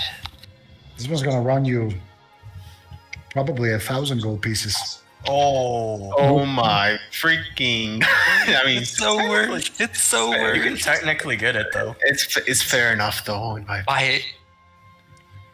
Oh my. Basically runs his fingers across, like again, like the blade is in a decorated Wait, give me wooden a box. When he lifts it, is resting there, is regal, elegant. And he basically flips his fingers across it, and you see this, the silvery hue of the blade turn slightly. Oh, yeah, by the way, Ronan, I'm gonna have to like leave really quickly, so I need to finish this off quick. So, the Nodachi is 1,000 gold, right? This one specifically. Yep. I'd like to ask for a Nodachi that is same blade but way cheaper, less jewels, less expensive stuff on it. I mean, it looks like this is the only one we have. It's not jeweled. It's the tachi, which is the tsuba, the grip of the sword. It is decorated. It's not jeweled. It's a battle sword. It is built for fighting, but it's not that it's decorated. Actually, you know what? I would really buy that, but I don't know if I'm gonna use it as much, or after I learn to make it. Let's see. You know what? Oh, I could use that. I'm actually proficient with it. I'll buy this weapon. If you buy it, for then you would know that I could gold get that. pieces. Yeah, I'll buy it. You will buy it for 1,000 gold pieces? Okay, so since you didn't ask, you just bought a +1 Nodachi. Oh wait, it's +1. Damn. It's a +1. That's why it's Alright, freaking then. 1,000 gold then. Alright, I thank them and I leave the store, go back, and that's it. Okay, I gotta leave now. Bye bye. Oh my god. And there. Alright, bye. Take care. Well then. Meanwhile, the entire thing was happening, Lawrence was most likely reading the freaking book. Okay, Well, so attempting to knock out- Aiton just showed up with a giant fucking blade that pretty much none of you have no idea what the fuck that is. He was Ethan? holding it in his hand. It's like, oh shit. Why do you have a weapon? More sophisticated. Whoever is proficient with exotic weaponry, specifically the Nodachi, No, will that's know I have that is the Nodachi. Yeah, Wait, Ethan. I've heard I that before. have- I'm actually proficient with this. I already. am proficient Isn't too. it Rossi Marshall though? Yeah, I am proficient with that. I'm proficient with that. Any of those Eastern katana type Yeah. weapons are all. Not all of them. exotic. This one is the Nodachi. The Nodachi and the Naginata are martial proficient. Oh shit! You're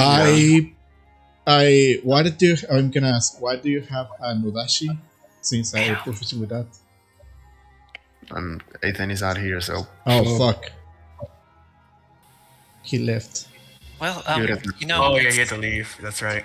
it just looked really Are you similar gonna try to to what I play it? wanted, and it like, I guess, I don't know. I just kind of liked it. It looks really pretty, doesn't it? Mhm. But it's too short. I mean, it's two-handed. So How many blacksmiths did you have to torture to get that? Just two. I guess multiple. Two. Just two. Oh my god. Is that why you were gone for so long? Just torturing Yeah, people. you know, it just was to get a really weapon? hard finding what I wanted, but I think this one fits the bill pretty good.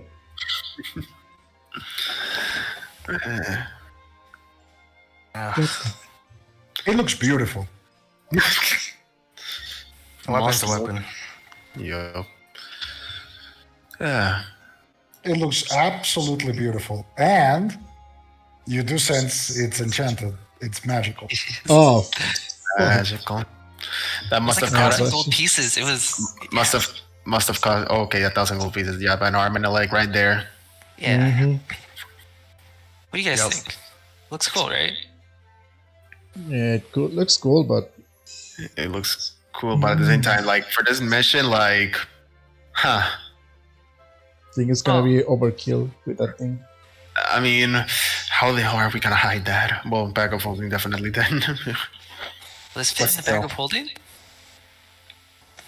I mean, bag of holding is Well, I probably by need this weight. thing first. I'm not going to actually carry it around. Bag of holding is by weight, not by Like how you're actually trying to volume. do this That right I'm now. aware of. It just gave you a really good weapon. Mm-hmm. Yup. Fuck yeah. For no foot, doubt. that's a fucking. It's a giant thing.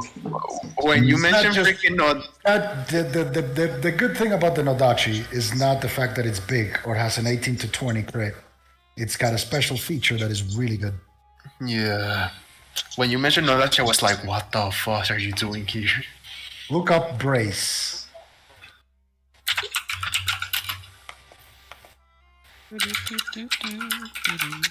Yeah, if I'm not mistaken, you can freaking like, you can also with a Nodachi like remove people from freaking horses and things. No. When you're charged while holding a weapon with the brace feature, you may brace your weapon as an immediate action. Holy crap! And make an attack of opportunity before the charge attack is made. Hell yeah. And deal double damage if you hit them. Whew.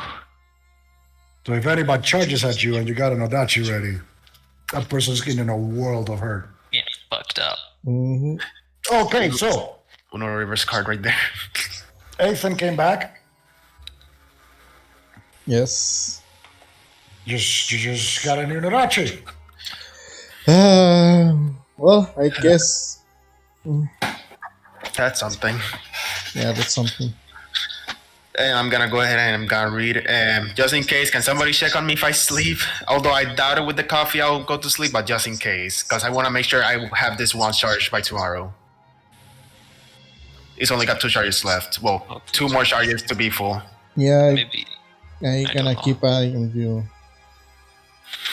Thank you. I'll be awake all night, so don't worry. Hey, oh, never mind. I'll talk to you all at a different time. Well, Yeah. well, actually, before I start reading, is everything okay, Argus?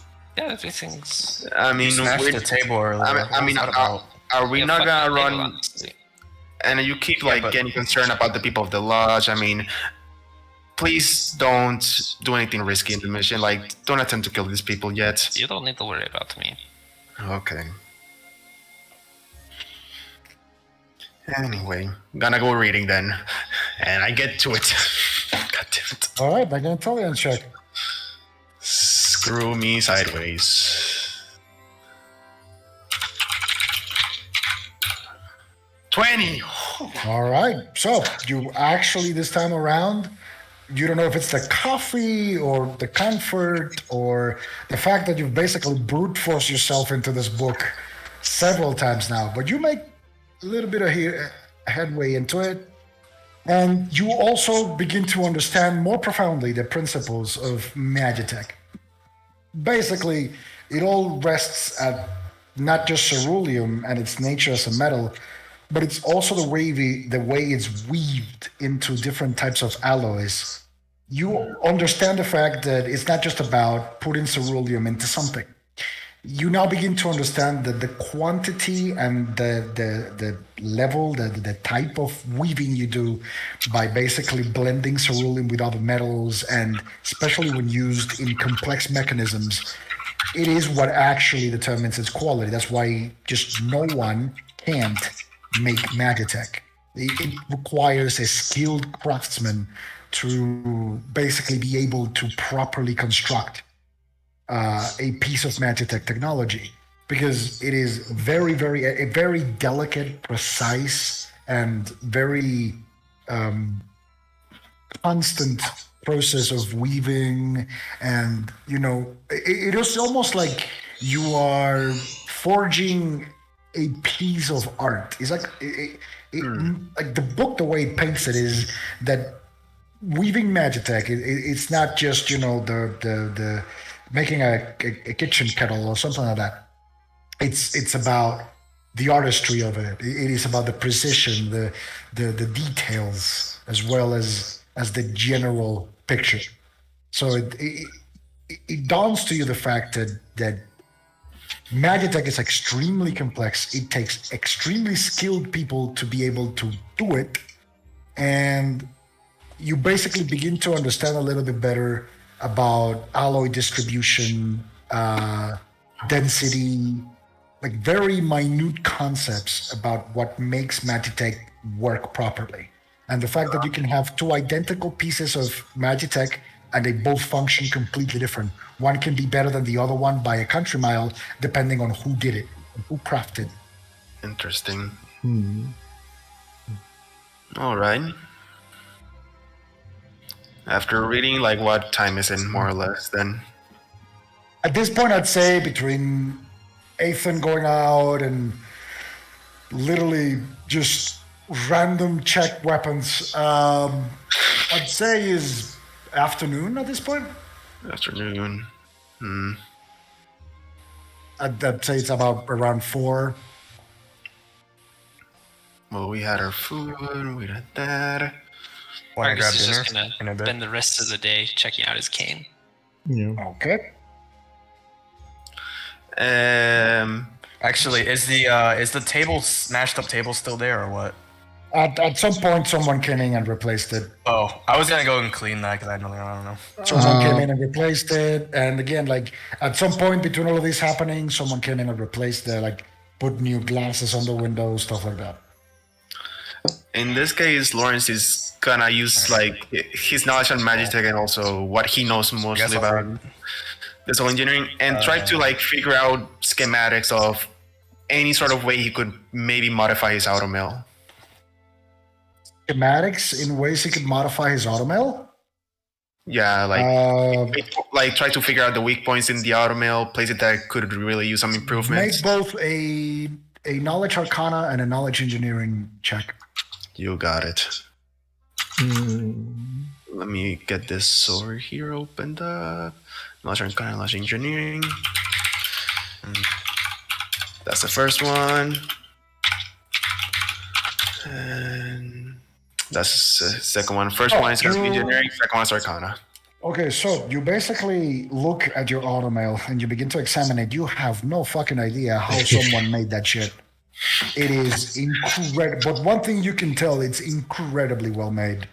Like you do, like basically you do kind of like go over it and you kind of like use detect magic a couple times to kind of like look at the density of like the how your ether, your magical energy fits into the structure of the arm, and you again are at a loss because what essentially you have it is a beginner level knowledge on the general principle of Magitech. You are nowhere near close being able to craft one, let alone backwards engineer one. So We'll learn a bit from probably either someone else. So, but one thing you begin to notice is the fact that your automail arm is very well made. And it basically dances a very careful balance between ether infusion and channeling that ether into a useful purpose. You also kind of like begin to notice the genius of the mechanism that allows you to basically, on command, hook one of your wands into the arm and make it seamless, because it takes a special kind of person to be able to fit something that essentially works with different densities of ether, different types of magic, and make it blend into one tool. And not just that, one tool that works instantly on a command and does it very, very, very, very often and very, very, very reliably. So that's basically it. Alrighty.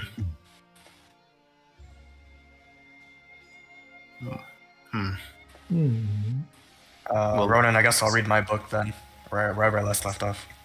What was your book? Let's see here. It's called The First Paladin. Okay, make an intelligence check. 13. Okay, so you continue reading your book. At this time, you pick up more of the story of this Serena girl. She basically grew up on the road. It's a bit of a nomadic life, the one that she led. But for one reason or another, either be by some hand of fate or by some just coincidence, she ends up getting in all sorts of trouble. She ends up basically assisting a lot of people or helping a lot of people along her journey. And weirdly enough, when she is a teenager, she has a bit of a renown over in like Torwan. She begins to be more known and basically held in very high regard amongst the people that live in the outside of the cities, like the outskirts of cities, because she basically dedicates her entire life to helping those in need, and in the process she basically begins to find more clues about her family, and she learns that by some twist of fate that she probably is a descendant from a noble family of the region, associated with, well, something that existed before the dynasty, some sort of monarchy or ruler class that existed before the days of the dynasty, long before. And as such, she begins to dig deeper into those roots of hers, and she uncovers essentially backdoor into the high society of this monarchy that is very, very, very corrupt and very, very, very, how can I put this?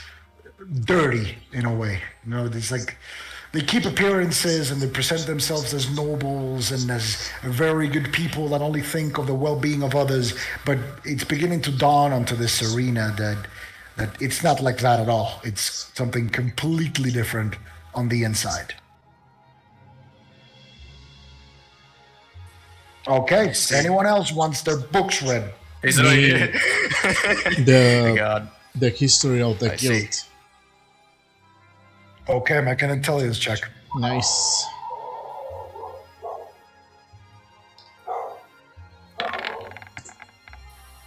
Never mind. So you begin to read the book. However, it's been a long day. You feel tired.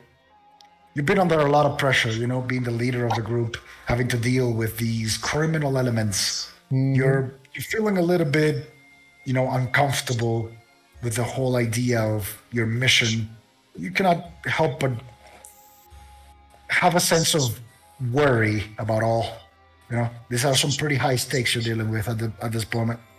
And basically, your mind just, as you're trying to read, but your mind naturally drifts towards those worrisome things in your head. And you honestly cannot bring yourself past 2 pages as you literally just meander in thought across all of these issues and the possibilities and what the fuck have you gotten yourself into. And basically, you don't make any headway into the book you're reading. Yeah, I fall asleep. You don't fall asleep. Oh, You just basically you're thinking. You're constantly thinking about things that are not the book. Like you got the book in front of you and you read like a couple paragraphs, but your mind automatically just drifts into that, yeah. You don't have items. into your more pressing issues. Hey, Devon, Yes, we have to help these guys. we We have have. to. I mean, we gave a word, so I guess we have to try. I feel like I'm not gonna like what we're gonna do. It just doesn't feel right to me. I mean, what options do we have? We already are here, and I don't know. I'm just telling you. It just doesn't feel right. Not for me, at least. I mean, I'll do it, but it just doesn't feel right. yeah, we gonna keep an eye on this and things, but yeah, it feels weird.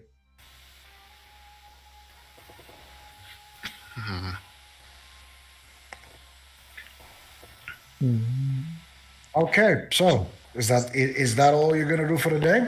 Yeah, I guess. Yeah. Yeah. So as the day comes to a close, you'll Before heading to sleep, charging the one last time. roll it. And that's maximum, so that would be 10 out of 10. Yeah. Okay, so as the day comes to a close, you'll find your way into your bedrooms or your beds, and you go to sleep. Argus cast keep watch on himself. All right, Argus casts keep watch on himself, staying up all night. Yep. And as the embrace of sleep comes to most of you, except Argus, that is where we're going to end up today's session. All right. This is the first session where we don't have combat. I know. Nice. This is the first session we actually didn't have combat. What the hell? What the hell, Honestly, Ronan? honestly, I really freaking enjoy this. Yeah, Freaking- this session was fun, Ronan. I liked it still. It was good. Nice. That was a really great letter. Yeah, it was really good. Are we improving though? Probably not. Story like with Argus and like the lodge and everything and his family business. It's a I great mean, story. you have no fucking clue what's coming. Argus sees